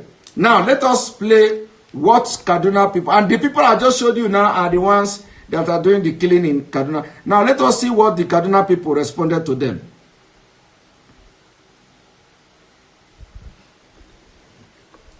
ABF Baruch Ata Adonai A'udhu billahi minash shaitani rajim. Bismillahir rahmanir rahim. Assalamu alaikum. Ina so in mai da martani zuwa ga Arda Bulama. Arda Bulama, mun ji sakonka. mu waɗanda ka kira kafiran saudan Kaduna, ina mai da wannan martani da tsawon ra'ayi da murya mai ƙarfi. Ka yi magana kafiran kudancin Kaduna, kafiran Laduga, Gwanin Gora, Kafancan, Kajuru, Zonkowa, Magama. To, mun ji fitowarka, ka gwada mana za ku bi mu har gidajenmu ku ƙarƙashe mu, kun kuma fi ƙarfinmu, kuma kun san sirrinmu, mu ba mu san naku ba. Za ku yaƙe mu, ku ƙarƙashe mu, ku ci namanmu. In mun ga dama. And for those of you, I have decided to be going this deep. I have decided to be going this deep so that you people understand the predicament that you are in Nigeria.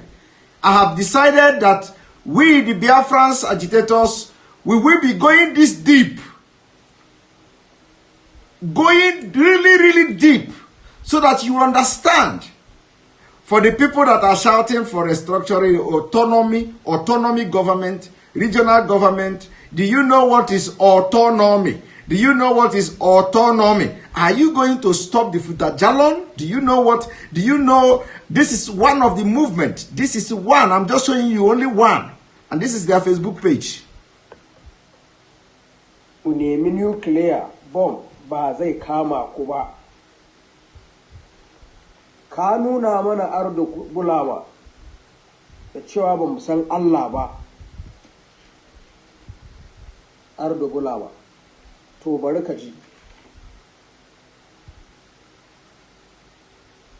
Ina so in faɗa maka wannan kai ma ka kai ma mutanenka da cewa mu waɗanda kuka kira arna a wuraren da kuka kirgan nan, kamar yadda ka faɗa ba tsoro kuke ba, mu kuwa Allah bai ba mu tsoro ba, arzubula ba. Ina kuma so in sanar da kai ka sani, ba mu saba zuwa mu nemi rikici ba, kamar yadda ɗanka ya faɗa, ya ce ba ku kun saba da fitina, kun saba da tsiya. Mu ba mu saba da tsiya ba, amma mun saba da ƙariyan kanmu. Ka faɗa cewa kana roƙon gwamna 'yan Rufa'i ya yi haƙuri sai kun gama ramuwan da kuke yi.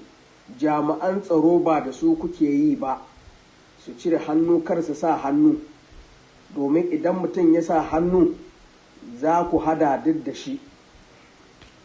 Mu ma kazalika muna roƙon gwamnan Kaduna da sauran mutane manyan jami'an Najeriya a janye duka jami'an tsaron da suke kudancin Kaduna suna nan a mai da su barikokinsu, domin mu a shirye muke bulama mu kare kanmu a kowane lokaci da kuka zo. Bulama, bari in faɗa maka wani abin da baka sani ba. Mutumin kudancin Kaduna mutum ne wanda yake da haƙurin zama da kowa, amma zai baka abin da ka kawo mishi daidai yadda ka kawo mishi. Ba mu fahariya da komai, ba mu da kayan yaƙi, amma kamar yadda annabi Dauda ya taɓa zuwa yaƙi, ya fuskanci wani jarumi da duwatsu da majajjawa, to zan faɗa maka yau ka sani, da ikon Isa almasihu da ikon Allah da shi muke dogara, za mu yaƙe ku mu ƙara kanmu da majajjawa da duwatsun nan ne. Ba mu tsoronku a kowane lokaci kuka taho, amma ina so ka sani, jarumi baya zuwa sata faɗa da daddare. In ma zai zo da daddare zai faɗa ina zuwa. Ku bar da kai da yaranka ku bar zuwa sata faɗa, ku bugo ku sato ku wuce, ku fito ne gas da gas, mu fuskanci juna, jami'an tsaro su cire hannunsu, a bari mu buga. Arda Bulama, ka yi maganar nukiliya, a nemi nukiliya a nemi bom. Arda Bulama, ba kama da ilimin sanin ko menene nukiliya. Inda ka san menene nukiliya ba za ka faɗa ba zai kama jikinka ba. Ina kuma so in faɗa maka Bulama, ka fito kai tsaye ka ce ku Fulani ne ke yaƙi ba musulunci ba, kar ka haɗa musulmai duka a ciki, domin a yadda kuka faɗa musulunci addinin son zaman lafiya ne, wanda kuma ko bai son zaman lahiya bai san musuluncin ba. Arda Bulama, ka saurare ni da kyau ka faɗa ma mutanenka, wanda yake musulmin gaske ba zai soya naman mutum ya ci ba, amma tun da kana ikirarin za ku soya naman arna ku ci, ka kafirta, kafircinka ya yi kanta ya fi na fir'auna. Arda Bulama, wanda ike buga kirji yana dogara da magani ko da asirai da ya rigiya ya yi, wannan ya yi shirka, ba musulmi ba ne. Yanzu a magananka ka nuna mana cewa kai ma baka san musulunci ba, yaki kake kana jahili ne kawai a musulunci. Domin fa har yanda buga kirjin da kake yi da yadda kake ganin ba abin da zai iya same ka, ka ɗauki matsayin Allah, wanda kuma ya ɗauki matsayin Allah zai fuskanci hukuncin Allah. Mu da Allah nan muke dogara, kai kana kiran shi da baki ne, amma maganganunka ba su kamanci wanda ya san Allah ba. Arda Bulama, a shirye muke, jiranku muke, babu ja baya, babu tsoro. Yaronka ya yi magana za a kore mu koma har Filato, to insha Allahu Rabi'in ba za mu bar inda muke ba, ba za mu gudu mu bar kudancin Kaduna ba. Ko da yaro ɗaya aka rage zai zauna a kudancin Kaduna, ba za mu je wani jiha don muna gudun Fulani ba. Marasa tsoron Allah, marasa ilimin addini, ku ba ku da ilimin addini, ba ku da na boko, sai dai shuka tsiya a gari. Arda Bulama, ba wanda ike tsoro, babu wanda ike shakka. Kamar yadda ka faɗa cewa kuna daram dam ku yake mu, haka muke daram dam muna jiran ku mu ƙara kanmu da iyalanmu da dukiyanmu, insha Allahu, da sunan Isa alaihi salam za mu ƙara kanmu. Muna jiran ku Arda Bulama, ba mu tsoronku. Allah ya sa gwamnati su janye duka jami'an tsaron da ke kudanci a kai su barakokinsu, a bar mu kawai da ku zo mu gani. In kun iya ƙoranmu shi kenan, falillahi alhamdu. In ba ku iya ba za mu mai da ku inda kuka fito. Arda Bulama, ba mu tsoronku, ko yau muna jira, ko gobe, kowane shekara ne kun taso muna jiran ku. Kirista bai taba tashi ya ta da fada ba, ba a san mu da wannan lakanin ba, ba za mu kuma ta da fada ba, amma in kun zo insha Allahu, insha Allahu, insha Allahu, a shirye muke mu ƙara kanmu. Ba mu shakka, ba mu tsoro, sai dai kawai muna nan muna jira, muna jiran ku. Yanzu da nake maganan nan marmarin ganin ku nake yi Arda Bulama. marmarin jiranku ganinku muke yi Ardo Bulama. Ina maganan nan da zafi, ina maganan nan da babban murya. Kar ku ba ta lokaci Ardo Bulama, ku fito kai tsaye ku zo, mu kuma a shirye muke za mu fito kai tsaye mu kare kanmu. Ardo Bulama, muna jiranku, ba mu shakkanku, ba mu tsoronku, ba mu gudunku, da rana da daddare da kowane lokaci muna jiranku.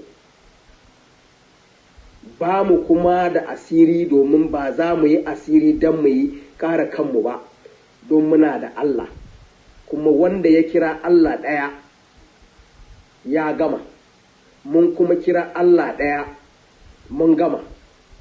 Ba abin da za ka iya yi da mu, za ka gan mu ne ka bar mu, kamar yadda ka ce kuna kaman dutse ne wanda rana da ruwa ya buga ya bari, haka za ka buga ku bari. Ardo Bulama, muna a shirye, muna a fadake. Wannan magana sakon da ni martanin da nake maidawa, Ardo Bulama, ka tabbata ka faɗa ma 'ya'yan naka da kace suna nan BRGIE, ka kira su ko ina su fito. Muna jiran ku Ardo Bulama, muna a shirye. Ka yi magana ka zo ka yake mu, cin nasaranka a kanmu kaman ka sha dambu ne da madara. To ina gan dambunka da madaran da ka sha yana bugarwa kaman barasa, shi yasa kake magana kamar ka sha kwaya ko barasa. Don mai hankali ba zai maganan da kake yi ba. Ardo Bulama, ka yi magana ne kamar kai ne da ƙasar Najeriya gaba ɗaya. To Najeriya gadonmu ne dukanmu da kai da kowa. Saboda haka yadda kake da yancin ba da magana a sako haka nake da yanci in maida maka martani haka. Yau ina so ka ji Ardo Bulama, ba mu tsoro. In ka fito a bidiyo ka yi magana, za mu fito a bidiyo mu yi magana. In ka yi magana ne sako haka da baki, haka za mu yi da baki. Ba tsoro muke ba.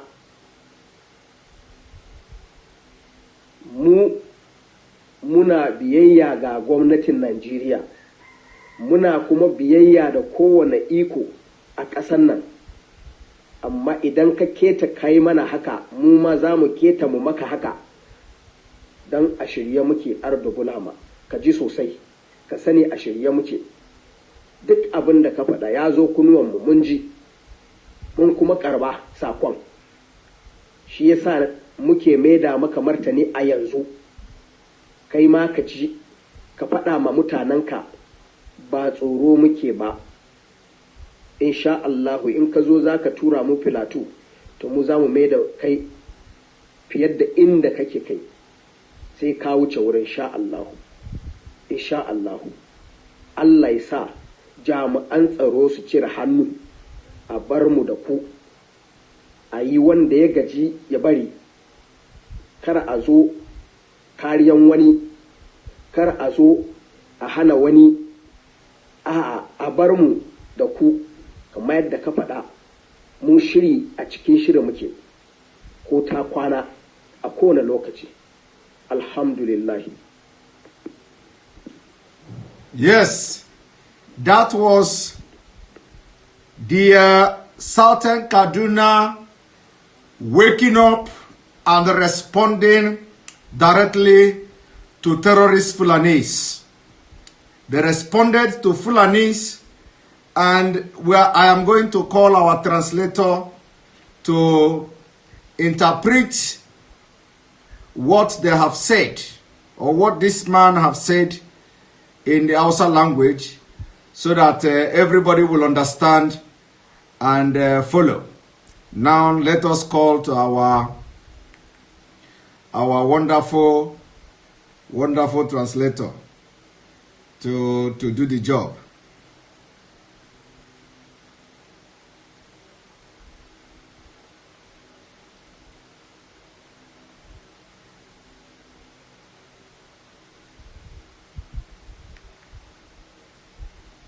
One moment.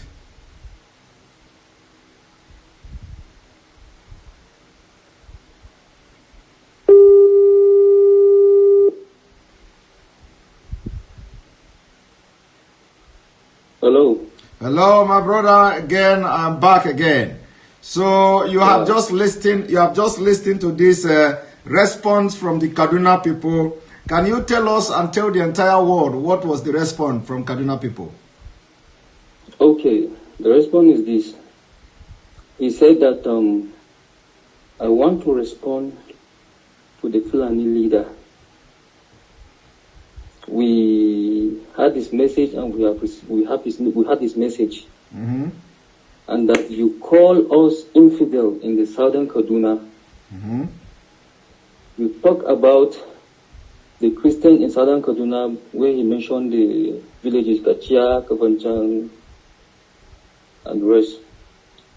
You said you will come to our houses and kill us because you have overpowered us and you know our secret and you're going to kill us all. If we bring, and you even said, even to the extent that you even said, if we bring nuclear bomb, it's not going to do you anything. Then you now said, and you said, we don't know God. Then he told him and said, listen and listen to me. We that you call infidel in southern Kaduna, just like you said, you are not, just like you say, you are not afraid of us. I want to tell you that we are also not afraid of you. I want to let you know that we don't look for trouble. But your boy said you are used to troubles. We are not used to trouble, but we are used to protecting ourselves. We are not used to trouble, but then that is the southern people that they are used to protecting themselves and defending themselves.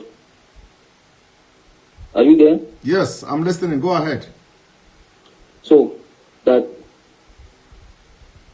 they are begging El-Rufai to allow them to continue with the killing. And that, that the defendant said that the terrorist, he said that the terrorist is begging El-Rufai to allow them to kill the people. Yeah. But it's no problem. Then they are also appealing that the southern people are now saying that we too, we are now appealing to government to withdraw all security personnel in southern Kaduna to the barracks because we are prepared to protect ourselves and defend ourselves anytime you come to attack. Now hold it there, hold it there. Hold it there, just one moment. You see, okay. You see, the southern Kaduna people are now appealing to the government to withdraw every security personnel in southern Kaduna because the security is compromised. The security is helping these terrorists to go and kill in southern Kaduna. And as I'm talking to you today, just today, let me show you, just today or so, 2 days ago, they have killed again. They have killed again in southern Kaduna. They killed 20 people yesterday in southern Kaduna. Yesterday. So the people of southern Kaduna, the Christians, they are now appealing to the government to withdraw the security, all the security to withdraw them. So that they will have a face-off. Because by the time the southern Kaduna will defend themselves now, they are the one that the security will do Python dance on. That is exactly it. Any day the southern Kaduna rise up to defend themselves, like they are now, they are prepared. They are prepared both in everything. Both in weapon and everything, the southern Kaduna Christians are prepared. And this is exactly what we are expecting from all corners of Nigeria. All corners of Nigeria. You must be armed. You must arm yourself, arm your community, and be ready to defend yourself with the last drop of your blood. And Kaduna people are ready for that. So they are appealing for the government to withdraw the security personnel. Because any day they rise to defend themselves, like the one they killed yesterday, the security personnel will do python dance on them. But they are not doing the python dance on the terrorists. They are protecting and shielding them. Now go ahead, continue, my brother. Okay, you went ahead and said, let me tell you what you don't know. Southern Kaduna man is a very patient man that can accommodate everybody, but will give back to you whatever you give to him. We are not bragging with anything. We don't even have ammunition. But like in the days of David, where he faced the giant man with stone, and that was that thing called that David used to kill Goliath. Yes, the catapults or something. Yes. Yes. That by the grace of God, they will fight and defend themselves with these stones, and they are not afraid of them. Whatever time they come. Are you there? Yes, go ahead, I'm listening. He said, let me tell you, warriors do not go to war at night. Even do not go to war at night or even in the secret. That real warriors, when they want to go to war, they let you know that they are coming for war. Even if they are coming at night. That if they are coming at night, they will let you know they are coming for war. Then why are you sneaking? I'm coming to attack people when they are sleeping. Yes. Yes. That if they know that they are real warriors and they are willing to fight, they should come. Let them face each other. Yes. Face to face. And security should not interfere and allow them to fight this fight. Yes. He now told him, I said, you talk of nuclear weapon and bomb. So let me tell you, you don't even know what a nuclear bomb is. If you know, you will not say it will not do you nothing. Yes.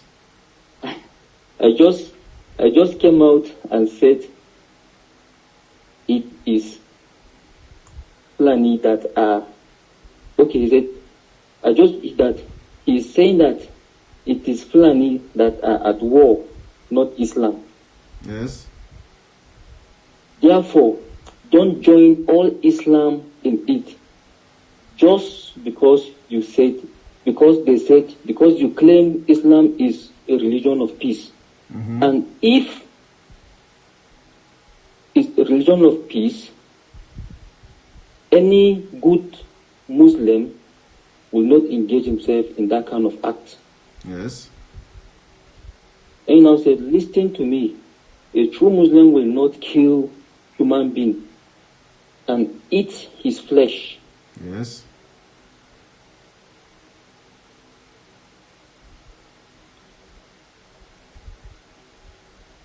Excuse me. Yeah, don't worry. We are close that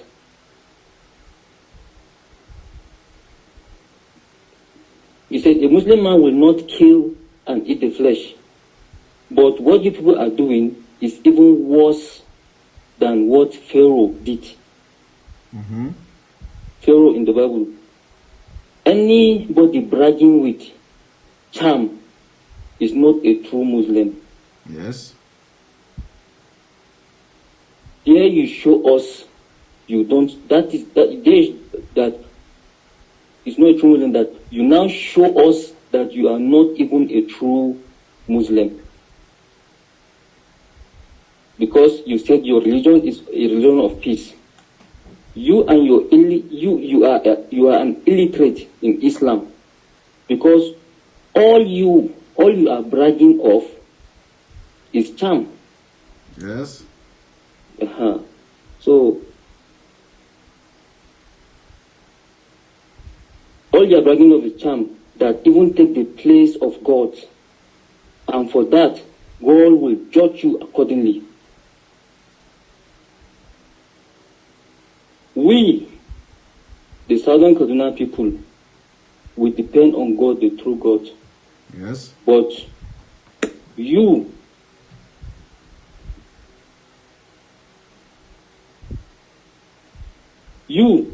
call him God, and your activities does not portray that you know God. You claim you know God, but your activities on all the things you do does not show that you know God. Yes. We are prepared and waiting for you.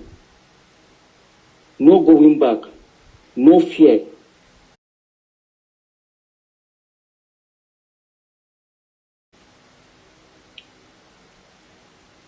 Your boy said, you will chase us to Plateau State. I am telling you, by the grace of God, we are going nowhere. Even if it is only just one child that survives, he will live in Southern Kaduna and remain there. Yes. We are not running to any state because we are not afraid of Fulani. Yes. Who have no value for religion and God.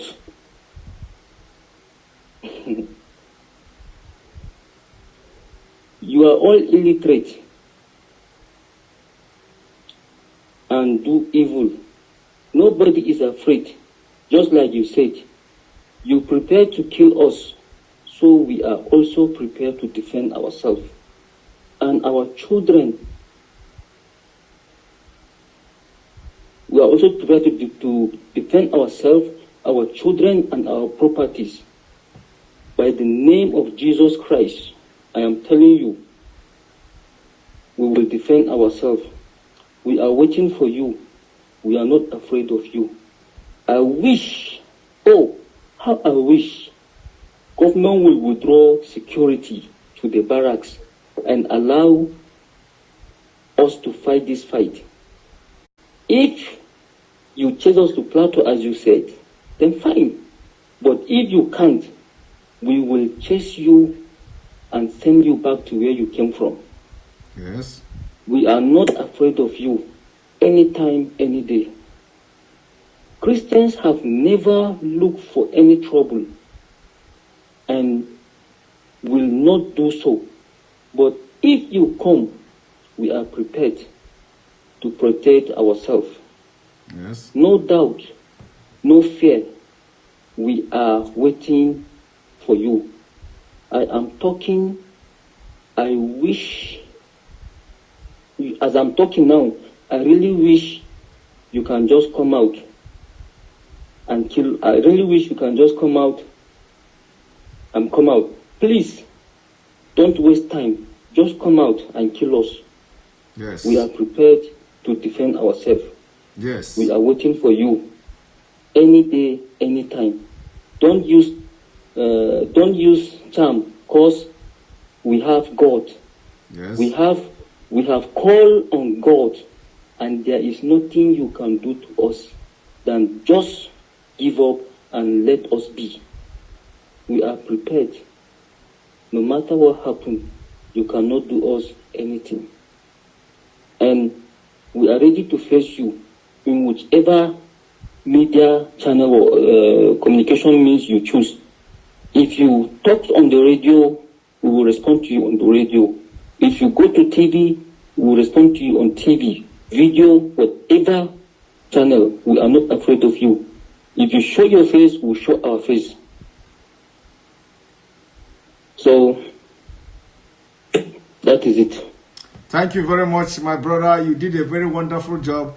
A lot of people are saying I should send the video to you ahead of time and all the voice to you ahead of all that, but you did a very wonderful job. They don't know how long and how difficult it is to translate something like this.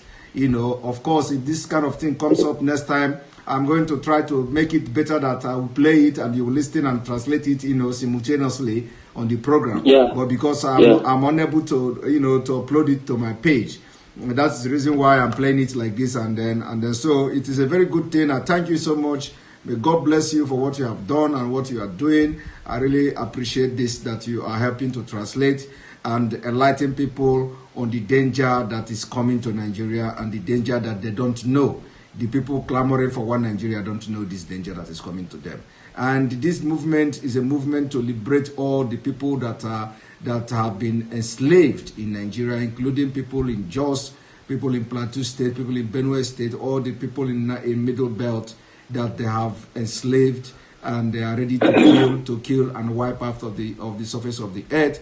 The movement for Biafra will liberate everybody, every tribe that feel trapped in Nigeria. So thank you very much, my brother, and continue to watch and hang around what I'm going to do before the program ends. Thank you very much. You're welcome, sir.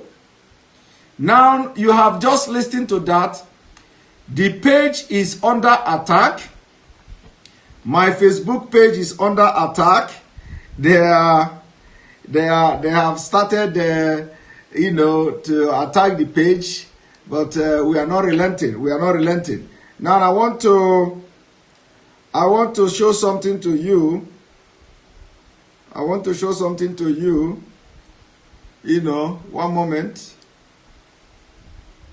One moment.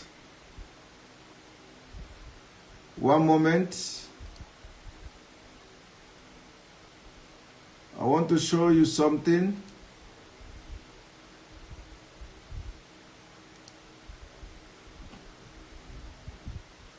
One moment. Now, a lot of you remember when we have when they said they are calling for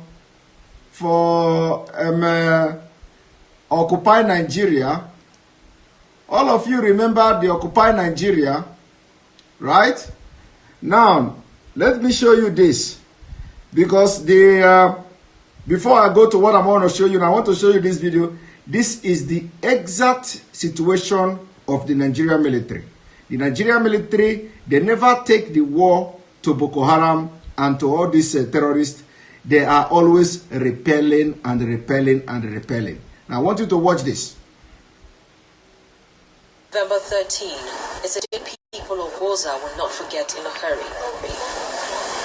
Hundreds of us returned to recapture Goza, a town they consider a strategic hideout. This is what is left of Goza, an empty town in ruins. Residents of Goza are now homeless, their buildings destroyed, their schools and places of worship have all disappeared.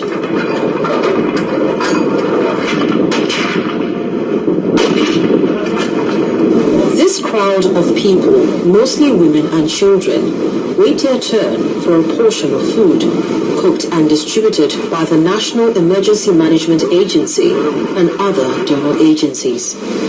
For the troops, winning the battle against the insurgents that Friday took over 2 hours of steady gunfire, and at the end of the day, the insurgents were repelled. We expect that all the liberated areas will begin to see civilians coming back to the beaches of our bed, and then we have the paramilitary organization and then some civil authority coming here so that we can come back to their homes.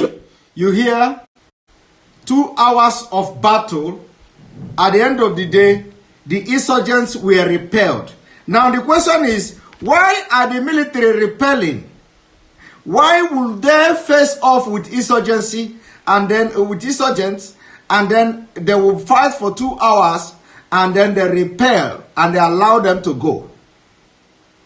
Why would the military allow insurgents that they finally came face to face and they were shooting and they're returning fire and shooting and returning fire until they repel them and they will go back?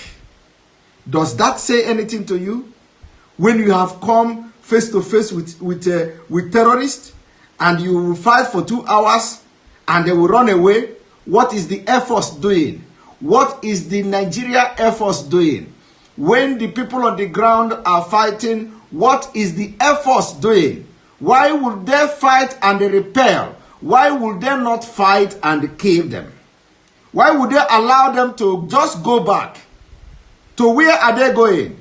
Inside Nigeria soil. They are not going back to Cameroon. They are not going back to Chad. They are not going back to Mali. They did not repel them back to Senegal. They did not repel them back to Cameroon or to Senegal or to Mali or to Benin Republic or to Niger Republic or whatever. They did not repel them to any country. They repelled them to Nigeria soil. They repelled them to their own territory inside Nigeria. What does that tell you? How can you be fighting a terrorist and then you repel them? You repel them to where? You repel them to where? The work of military is to protect the territorial integrity of the nation. That is the work, that is the primary work of military. To protect the territorial integrity of the nation. Now you are repelling Boko Haram to where? Did you repel them to Cameroon? Did you repel them to Chad? The answer is no. Did you repel them to Ghana? The answer is no. Did you repel them to Mali? The answer is no. You repel them to inside your own Nigeria. And once they stop shooting back at you, you have repelled them. That is what Nigerian military are doing because they know they are sponsoring them. Because they know they are sponsoring them. Now I want you to listen to this.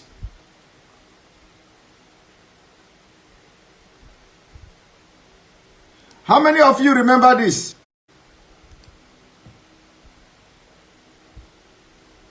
I want us to understand what the real issues are so that we do not fight useless battles. Corruption is killing Nigeria. In 2007, subsidy was 300 billion. Every year until 2011, it has been 240 billion. But because of the election year, the president by himself, without any budget, without telling the governors, without telling the Senate, spent a total of 1.3 trillion on subsidy. They took the money before they paid it to federation account. Today, we are asking the National Assembly to impeach Mr. President for illegal deduction. He has stolen our money. He has given it to his people. Nigerians are asking for his impeachment. If the National Assembly will do their duty, time has come.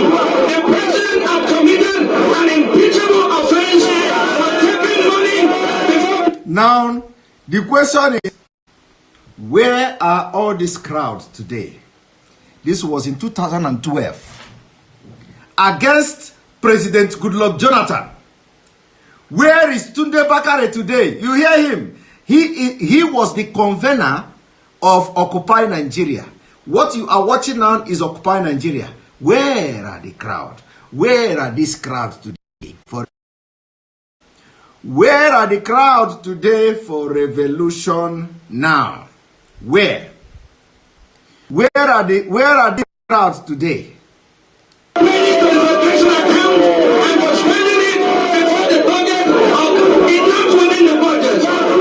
now, we are asking for our money back. But how long are we going to continue in suffering? We are going to settle this matter once and for all. We are not going to stop until they reverse the petroleum payment to 65 naira. And in some parts of the country, people are killed. But I want to tell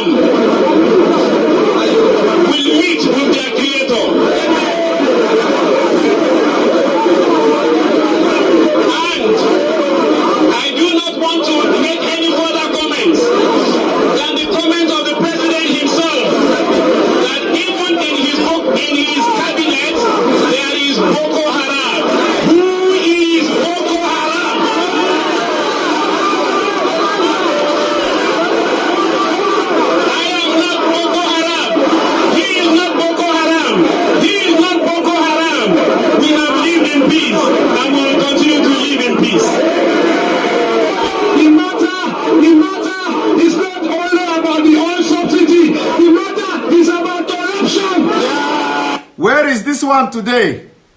Where is this one today? This one you are looking now, Felason, where is he today? He will be the one, when you see the revolution now, he will be commenting as an elder. I don't know whether he has turned to elder. Where is the Felason today? Where? Where is the Felason? Where is this one today? The matter is about mass suffering of the people of this country. The matter is that some people have been stealing the money of this country for too long. Now, this man you see here, this is the Islamist man who wants Sharia in the southern, in Yoruba land, who wants Sharia in the southern part of Nigeria. This man you look at here, you see? And of course, today, he is very happy. He is very happy because there are those of them, he is one of those who are pushing for Islamization of Nigeria. This one you look at here. The matter is, Obasanjo ruled this country. He ruled this country in 76. He ruled this country in 2000. And what he did in 99 to 2000. He's a thief. You see the way they brainwashed Nigerians. They brainwashed Nigerians with Fulani voodoo. The Tinubu connive with everybody. They use Fulani voodoo and they brainwashed Nigerians. And they came out blindly, ignorantly. They came out and occupied Nigeria. Today, where are they? Where are all the occupied Nigeria? I'm going to surprise a lot of people this evening. I'm going to show you a video that will shock you. Now let us watch this one first. They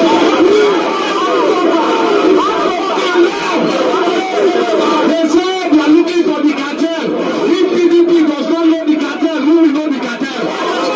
My late husband, Chief, and his family have been fighting for the promises of these people. Now, where is this woman today? Where is this woman today? Where? Who knows this woman? Where is she today? Where is she today? Where is she? Where is this woman today? Who knows her? At that time, we were not enlightened. Now we are more enlightened. Let us stand up for our rights. Because he said, stand alone, even if you are to stand for the right, even if you are standing alone. So we are saying no to the increment of petrol. We are all well aware of what is going on in the government. Now, where is this man today? And Jocelyn Noah, you read very correctly. They say Black Spring. Did he say Black Spring? Yes, not Arab Spring. Exactly what you hear. You see that placard, they write Black Spring. That is their own Arab Spring in 2012. Now today, where is this man? Where is this man? What is it coming? We know how much they spend on themselves. We know how much they embezzle. We know how much they stole. They are no longer going to steal from us. And from this point forward, Nigerians are going to enjoy. It is our time to enjoy. God has blessed us, and if Jonathan refuses to accede to the voice of God, God will punish him.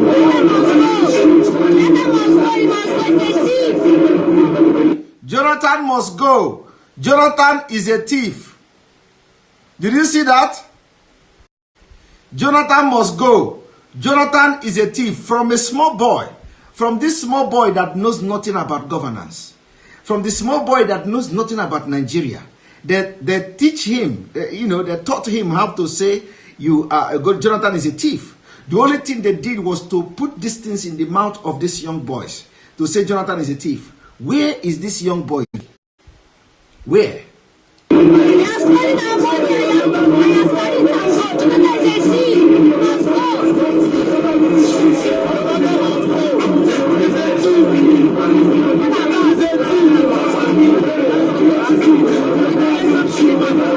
Where is this woman today? Where is this woman today?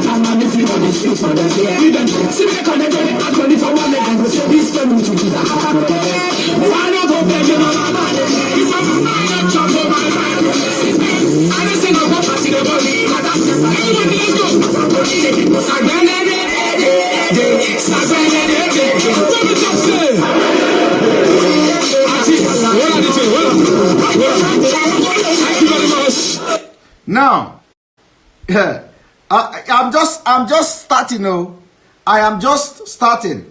Now, I am going to shock you. One moment. We'll be asking this question. I will be asking this question to all of them. Now, you have just seen.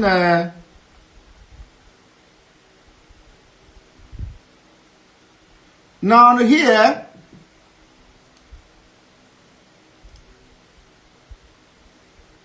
our people in America, where are you today?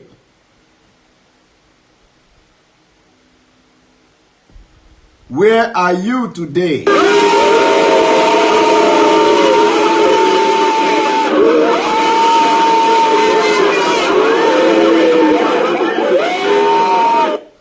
Our own brother, Dr. Damage. Oh my God. Our own brother, Dr. Damage, protesting in America. Oh, this is my brother. Of course, he has repented. He has repented.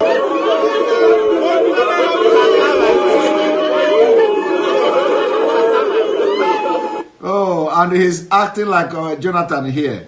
He's mimicking Jonathan. Our brother, he has repented. He has repented. Dr. Damage, we forgive you. We forgive you. We forgive you because you have repented.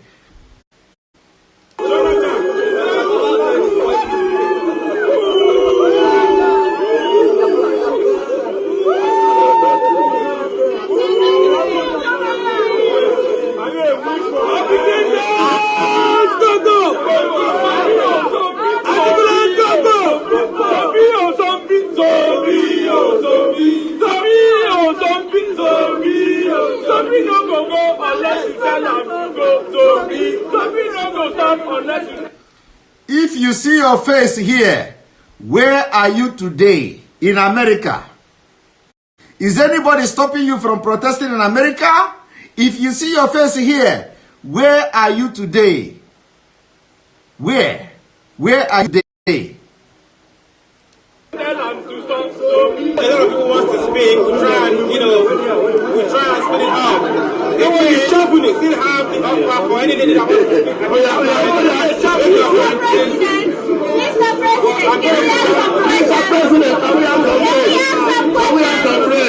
President is gone. Let us not patient. Let us not.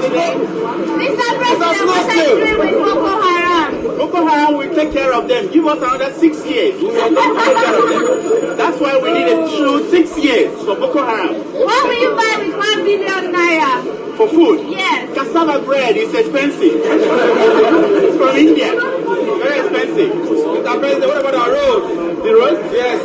We get Chief Manini to fix some of the roads. That was not your regime. No, he's coming back to fix some of the roads. That's taken care of. We're getting the Americans to bring in generators. Now, this is it. You see, I have not finished. One moment.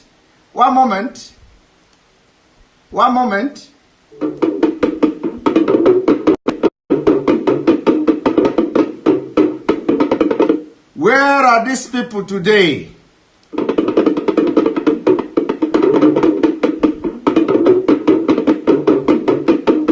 Where are these people today?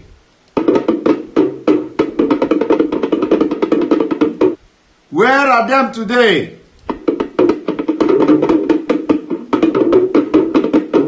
Where are them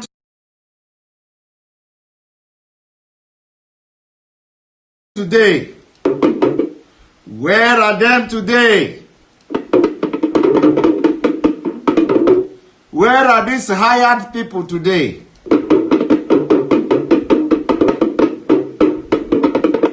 Where are them today?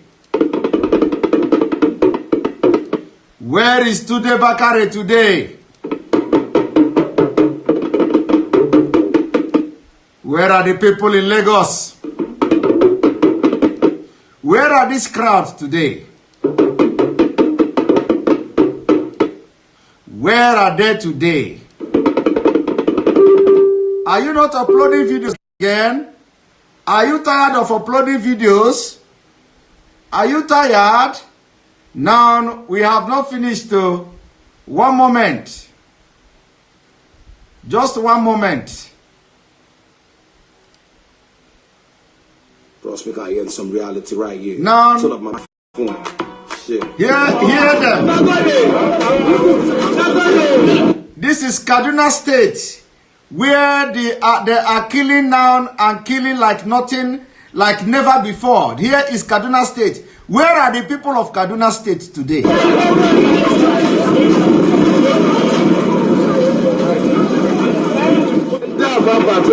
Here is Sani, Shehu Sani of Kaduna State. Where is he today? He was very busy in 2012 campaigning and occupying Nigeria, occupying the streets of Kaduna. Where is he today?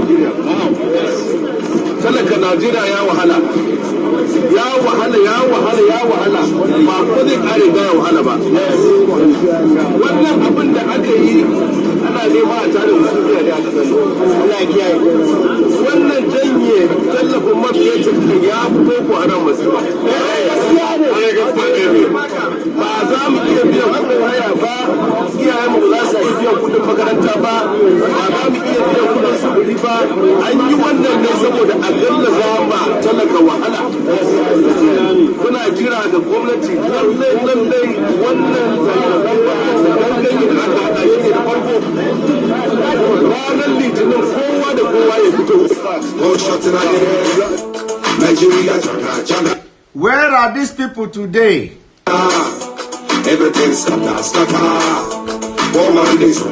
Where are them today?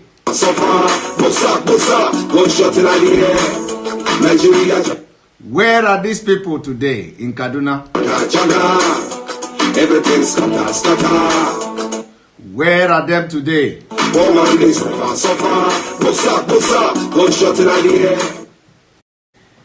This is not the end though. This is not the end though. We just get started. We just get started. You are going to, one moment. Just one moment. One moment.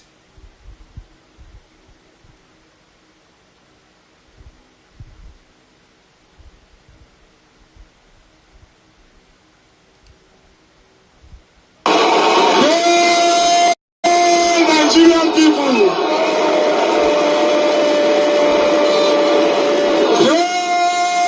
Nigerian people. Where are all these people today? Where are they? Greatest of the greatest of the greatest of the greatest of the greatest Nigerian youth.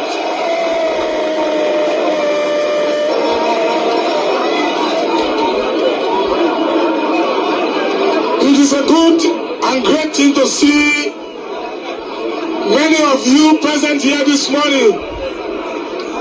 As you can see, and I'm sure they can also see us in Abuja. We do not have broken bottles, neither comes with us, no gun. Where is this guy today? Where is this guy? Is he not in Nigeria? Where is this guy today? You don't fight a man that has nothing to defend him or herself.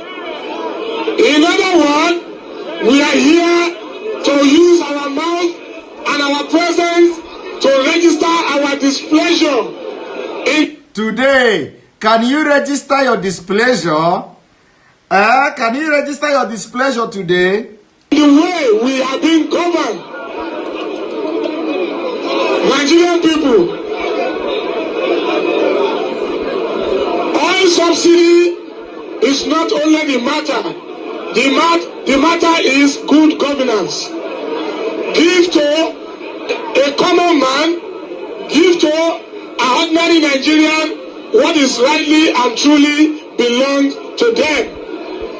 Like I've said very many times in my music, ordinary Nigerians, they are not asking for money that will elevate them to become a car owner, whereby the problem of petroleum or whatever will be their problem.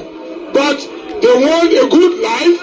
Let government provide rail system, good road transport. Where are you today? Where are you today? Waterways transportation, good education, healthcare system. That is it.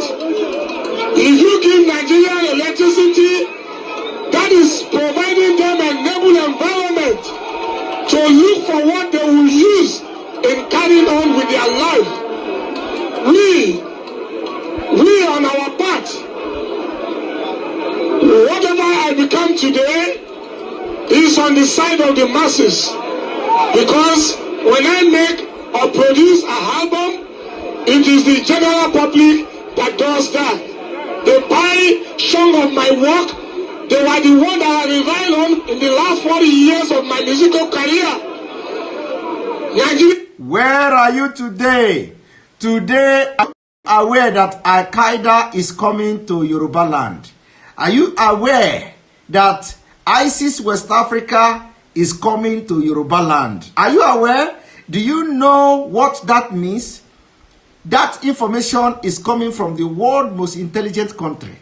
The most intelligent and the most respected country. When they speak, 99.9% is fact. So they have come to tell you that the ISIS, West Africa, and Al-Qaeda is coming to Yoruba land, including Biafra land. So, where are you today? Elites, listen and listen good. It is not about subsidy.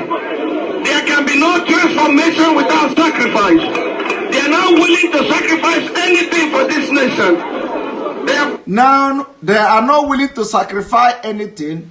Baba Tunde Bakare, are you going to make sacrifice?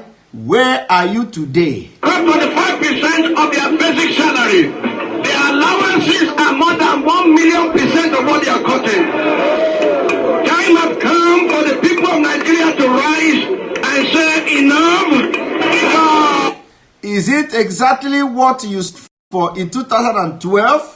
Tunde Bakare, is what is happening now the reason why you call Nigeria to rise up and revolt against the government? Have you now actualized and achieved the dream Nigeria? Is now in 2020 the dream Nigeria you called Nigerians to revolt against the government, to bring what you have now in 2020? Is this the dream Nigeria you were calling people to revolt against the government then? Huh? Tunde Bakare, did you in 2012 see that Al-Qaeda will come to your land in 2020? Did you see in 2012 when you were calling Nigeria to rise up that Al-Qaeda and the ISIS West Africa will be penetrating your land in 2020? Continue. Enough! Let's face the fact, it's not about subsidy. Whether they remove the subsidy or not, we will still be in problem. If they remove subsidy, they will share the money. They have already shared it before collecting it. They said over 400 billion will go to Jonathan's government. Over 400 billion will go to state government. Over 200 billion will go to local government. They have already spent the money before they earn it. They are just fooling. We are just starting, I am going to show you all of them one by one. Now, you have not seen the main players. When you say the main players, the Today Revolution now, they are the main players. You have not seen them now. Have I shown you their videos? No. I have not shown their videos now. The Today Revolution now. Now,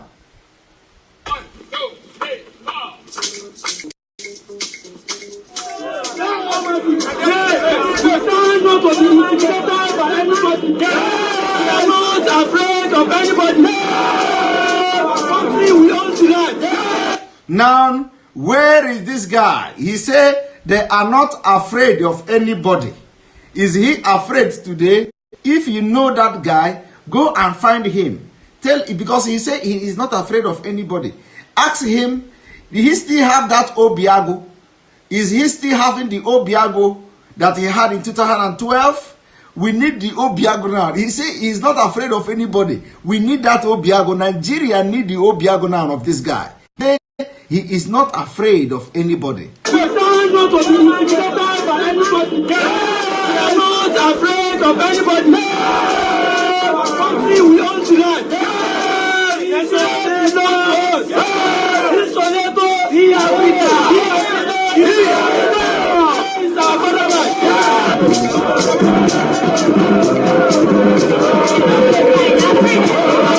Now, the next question. All these policemen that are standing like this, what has possessed you in 2020? What possessed you in 2020? What has changed in you in 2020? Because it was still you. You are still there in Nigeria police serving. What has changed in you between 2012 and 2020? I am asking these police officers, what has changed in you? What has possessed you? Which spirit is occupying you now? Huh? The security agencies that you see here, what have changed in you? Continue.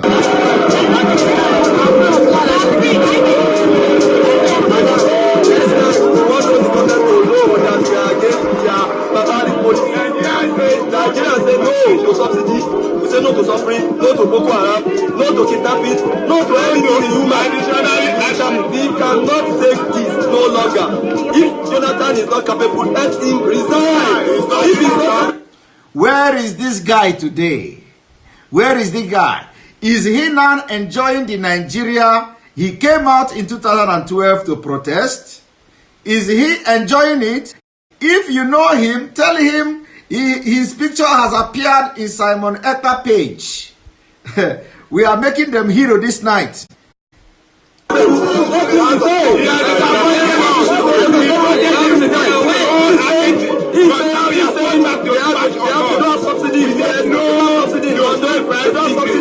Saudi, all those places he's mentioning, they have something called social security. They are giving their citizens, whether you're working or not, they are giving them something called social security. What are the government giving us here in Nigeria? We don't know. Are they giving people anything? No. The government, they are against. Where are these young people today? They are inhuman policies. Yeah. We are very much against the inhuman policies. And we will continue to be on the street. What we do today is going to reflect tomorrow. If we don't do it, prosperity will judge us. We are here on our toes. We are here inside the sun. And we are going to fight it out with everybody. Where is this young man today? We don't want to know what's going to happen tomorrow. We don't want to know. We fight it. We'll be on the street till the end of this. Where are you today to be on the street till the end of this? We fight it out and everybody will know that we did it. Nada's cabinet has failed. We don't want this government again. Where are you today? Our government has failed. Our government has failed. They are threatening us. If I go to Revolut, Tunisia is going to be a child's play. No more running back. Tunisia is not a child play. Are you learning from Tunisia? Everybody now has decided that we want to die. Have you died? Do you want to live now?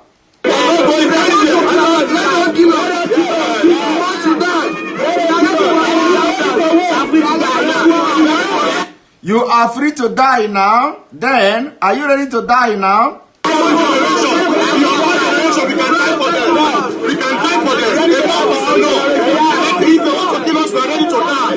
You are ready to die. You can go now and protest if you are ready to die. He said he is ready to die and he didn't die then. And I believe now, by now, he will be more than ready to die.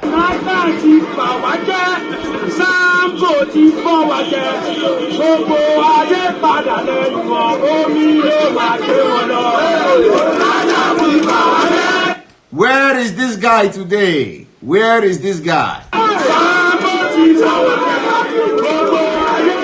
What have changed in these policemen? What have possessed them in 2020? Where are they getting their spirit from? Have the spirit of Jonathan left them and now they're possessed with the spirit of Fulani terrorists? The Nigeria police, these same people were there in 2012. What has changed in their life today? That they will be shooting people and arresting and molesting people protesting in 2020.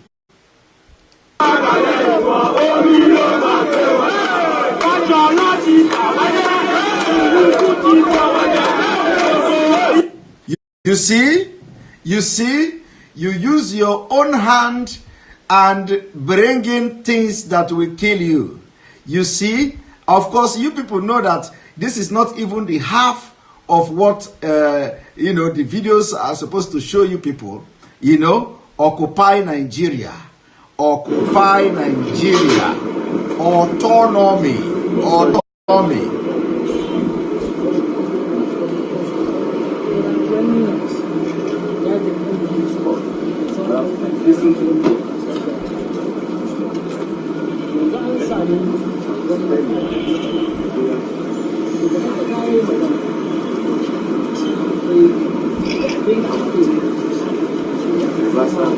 Now, did you see police? Did you see police standing side by side with citizens of Nigeria in 2012?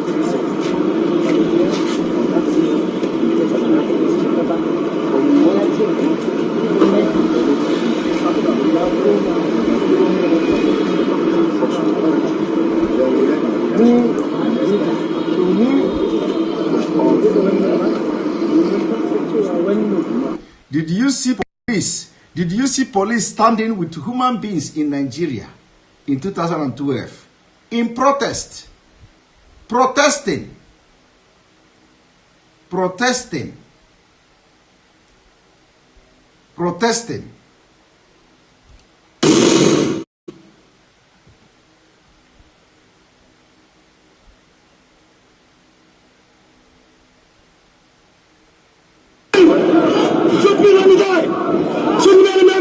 Where is this guy today?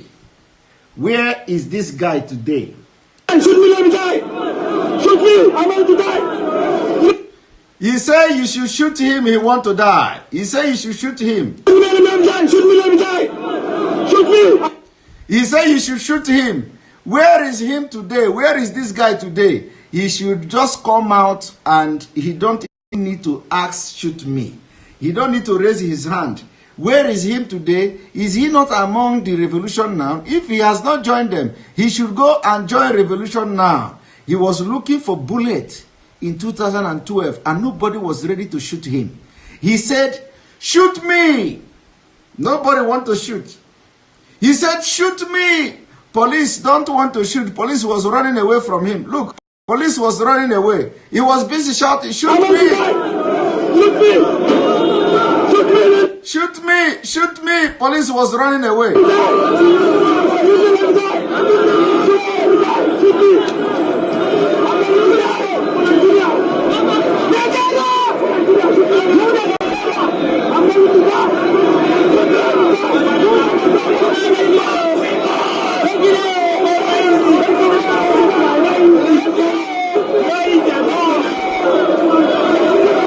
Where are these people today? Where are these people?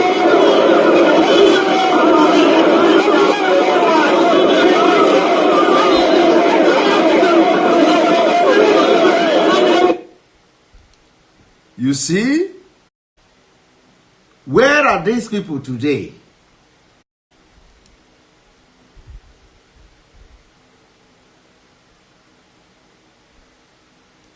Where are these people today?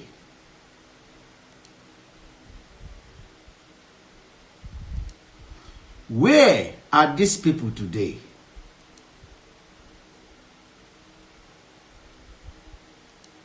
Where are these people today in 2020? Where are these people today? Where are these people today? You see? You see? We are saying, where are they today? You just hear somebody shouting, come and shoot me, come and shoot me, come and shoot me. Yeah, you must shoot me, you must shoot me. And today, I am asking, where is the guy? Because you don't even need to ask. You will be shot just for coming out. If you are looking for bullets today, you don't need to go and ask. Now, you heard the minister explaining why this has to be very important. One moment. One moment.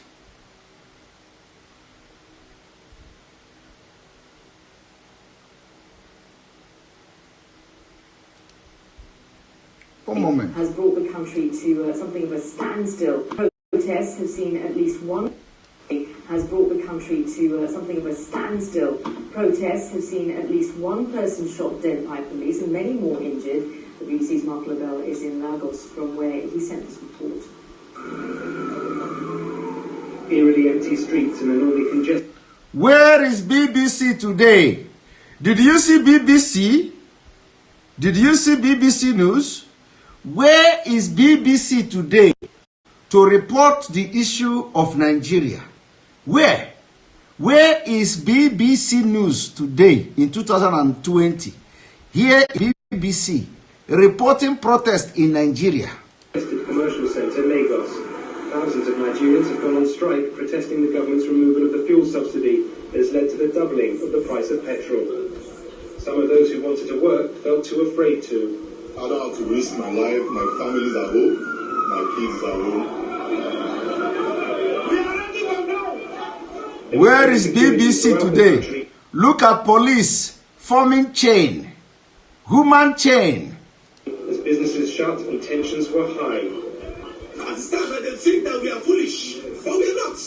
We are responsible Nigerians, and we are speaking our minds. And our mind is this: they need to reverse the fuel price. Most of today's mass protests passed off calmly. There was a carnival atmosphere at times. Many workers on strike like the... Where is this BBC man today? Is he dead? Is that BBC man dead? Is he still reporting for BBC? Or do we need to invite another person from BBC? Where is BBC today? Where? Thousands here in Lagos are at mass protests, all saying that they can't live without the fuel subsidy. It's been in place for years. They're determined for the government to get that message. They say they're prepared to strike indefinitely. But some protests did turn violent. 2 people were shot dead in Kano, where police fired live ammunition and used tear gas, and a man was shot dead by security forces in Lagos. The current protests are likely to weigh heavily on President Goodluck Jonathan's mind, as he is also battling the militant Islamist Boko Haram in the north. The group has killed dozens of Christians since Christmas. Where is BBC today? And the president thinks battling them is even more complicated than the country's civil war in the 60s. On Monday, a mosque was attacked in the south, apparently in retaliation for the burning of churches. Ordinary mosque was attacked. Ordinary mosque was attacked, and BBC reported it. Ordinary mosque was attacked, and BBC reported it. BBC reported a mosque that was attacked. Where is BBC today? Villages are being razed. Where is BBC? Villages are being razed. Southern Kaduna people are being killed in their hundreds every week. Where is BBC? Mosques were attacked. BBC reported it in 2012. Look at them. 10 people were injured. 10 people were injured. BBC reported it. Many will now watch to see if those security worries encourage an early settlement with strikers as the protests continue. Mark Lobel, BBC News, Lagos. BBC News, Lagos. Where are you today? Where? Where are you today? Where is BBC?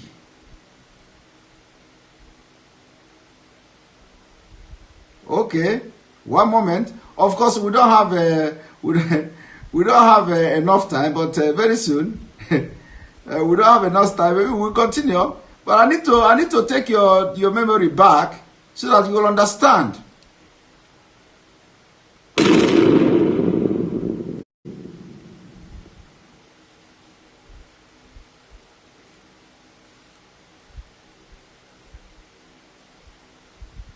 So this cabal, this criminal mafia in the country, set up all kinds of scams, and one of it is the oil subsidy scam. And basically what they do is that they claim that they are subsidizing oil on the basis of liters. You know, I mean, there are 4 liters of gas in 1 gallon.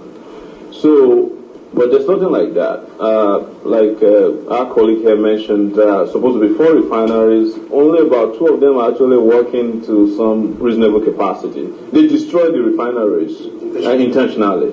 So they now give themselves contracts to import gas, that's gasoline, back into Nigeria. And then they set up a subsidy fund that what it means is that if you bring back 4 barrels of gasoline to Nigeria, the Nigerian government will pay you, say, $5 per gallon because, you know, they are subsidizing you.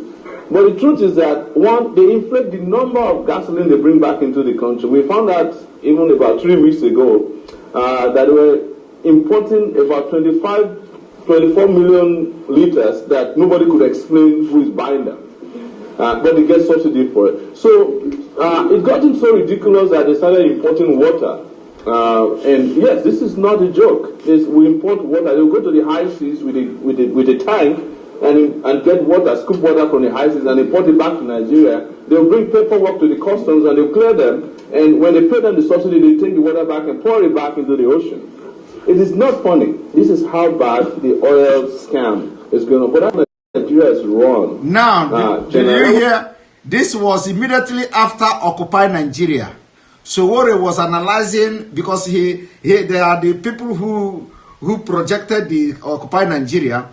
So after the Occupy Nigeria, Sowore is now explaining to you the conspiracy, the scam in oil subsidy and what have you. Today, let me show you something. One moment. One moment.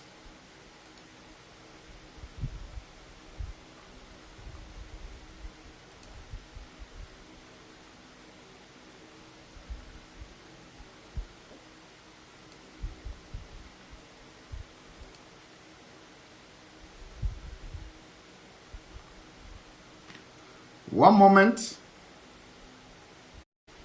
Now look at this.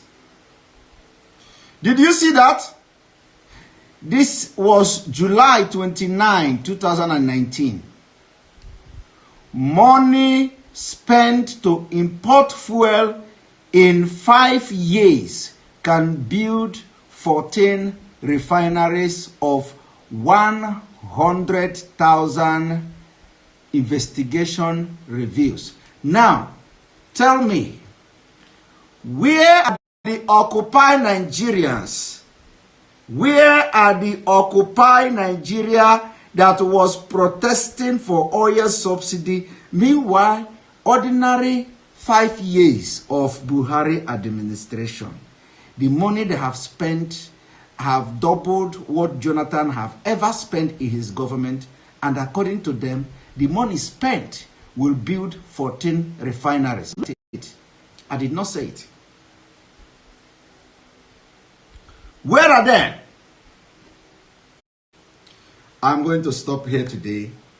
Enough of this exposition for today. Join me again tomorrow. Remember, this is what we do for Biafra.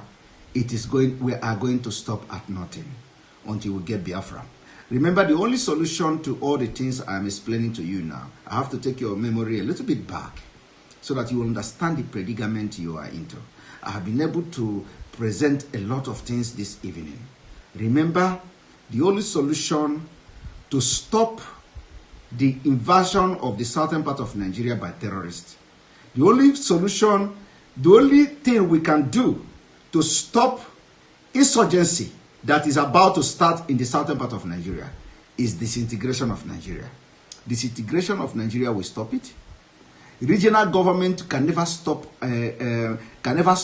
terrorist attack. Regional government or restructuring of Nigeria can never stop them from attacking you. It can never stop them from penetrating your region. But total disintegration will stop them, because you will have total freedom to control your border. You will have your border. You will have your border guard. Your border will be controlled with heavily armed security men that will not allow anybody illegally to enter your territory. This is the only solution. Apart from this, everything you do, you are only buying time to be murdered. Thank you for watching this evening. Please share this video and it shall be well with you. May God bless you and may God bless Biafra. Good night.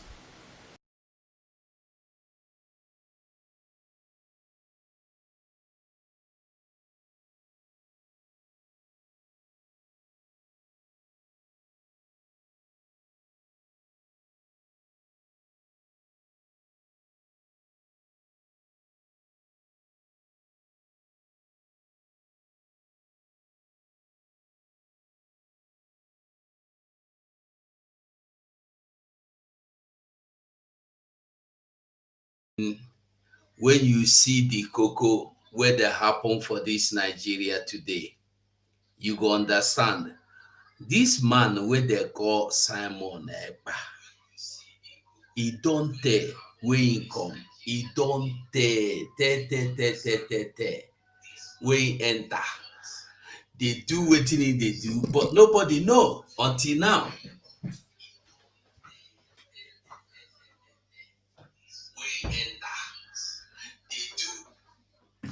So my people, sorry, let me on the light. So my people, when you look back, you'll find out that this thing that is happening now is not anything that started yesterday, even not to talk of today. We have no choice. Like he said in the conclusion, the only solution is separation, disintegration. Outside that, nothing. Share this video if possible, but at most try and like this video. Try and like this video. It's important to like this video. And then this evening we are going to be having our fun again. I invite you to come out. Even if you don't get the money to give, just come out, be in that Zoom, give your support. You know, now we are in a place where everybody need to give something. At least it doesn't matter, you must not have the billions to give. You see some people from homeland, they will come there and stay. When you ask them to talk, they will tell you their homeland, they just want to be here. That's all they can support for. That's all they can give as their support. You in diaspora, you are not giving anything. You are not supporting in any way. Come out. Let us get our land. If you watch what happened, those people that are claiming they are not interested in Jonathan, they are not Jonathan. I want you to remember that all this, the whole world gathered together to make sure Jonathan was kicked out of office. All of them gathered. All these people you see today, they gathered to fight against the presence of Jonathan because Jonathan is Igbo man. It's not important what you accept, whether you accept being Igbo or you don't want to accept it. The truth remains that in as much as you are from southern Nigeria, they don't want you to have a place. That is why they called you minority. I love this special program. I don't know if I should say it's not exposition, it's just the awareness, as the Prime Minister named it then. We have to wake up. We must wake up. I must say thank you so much and bye for now.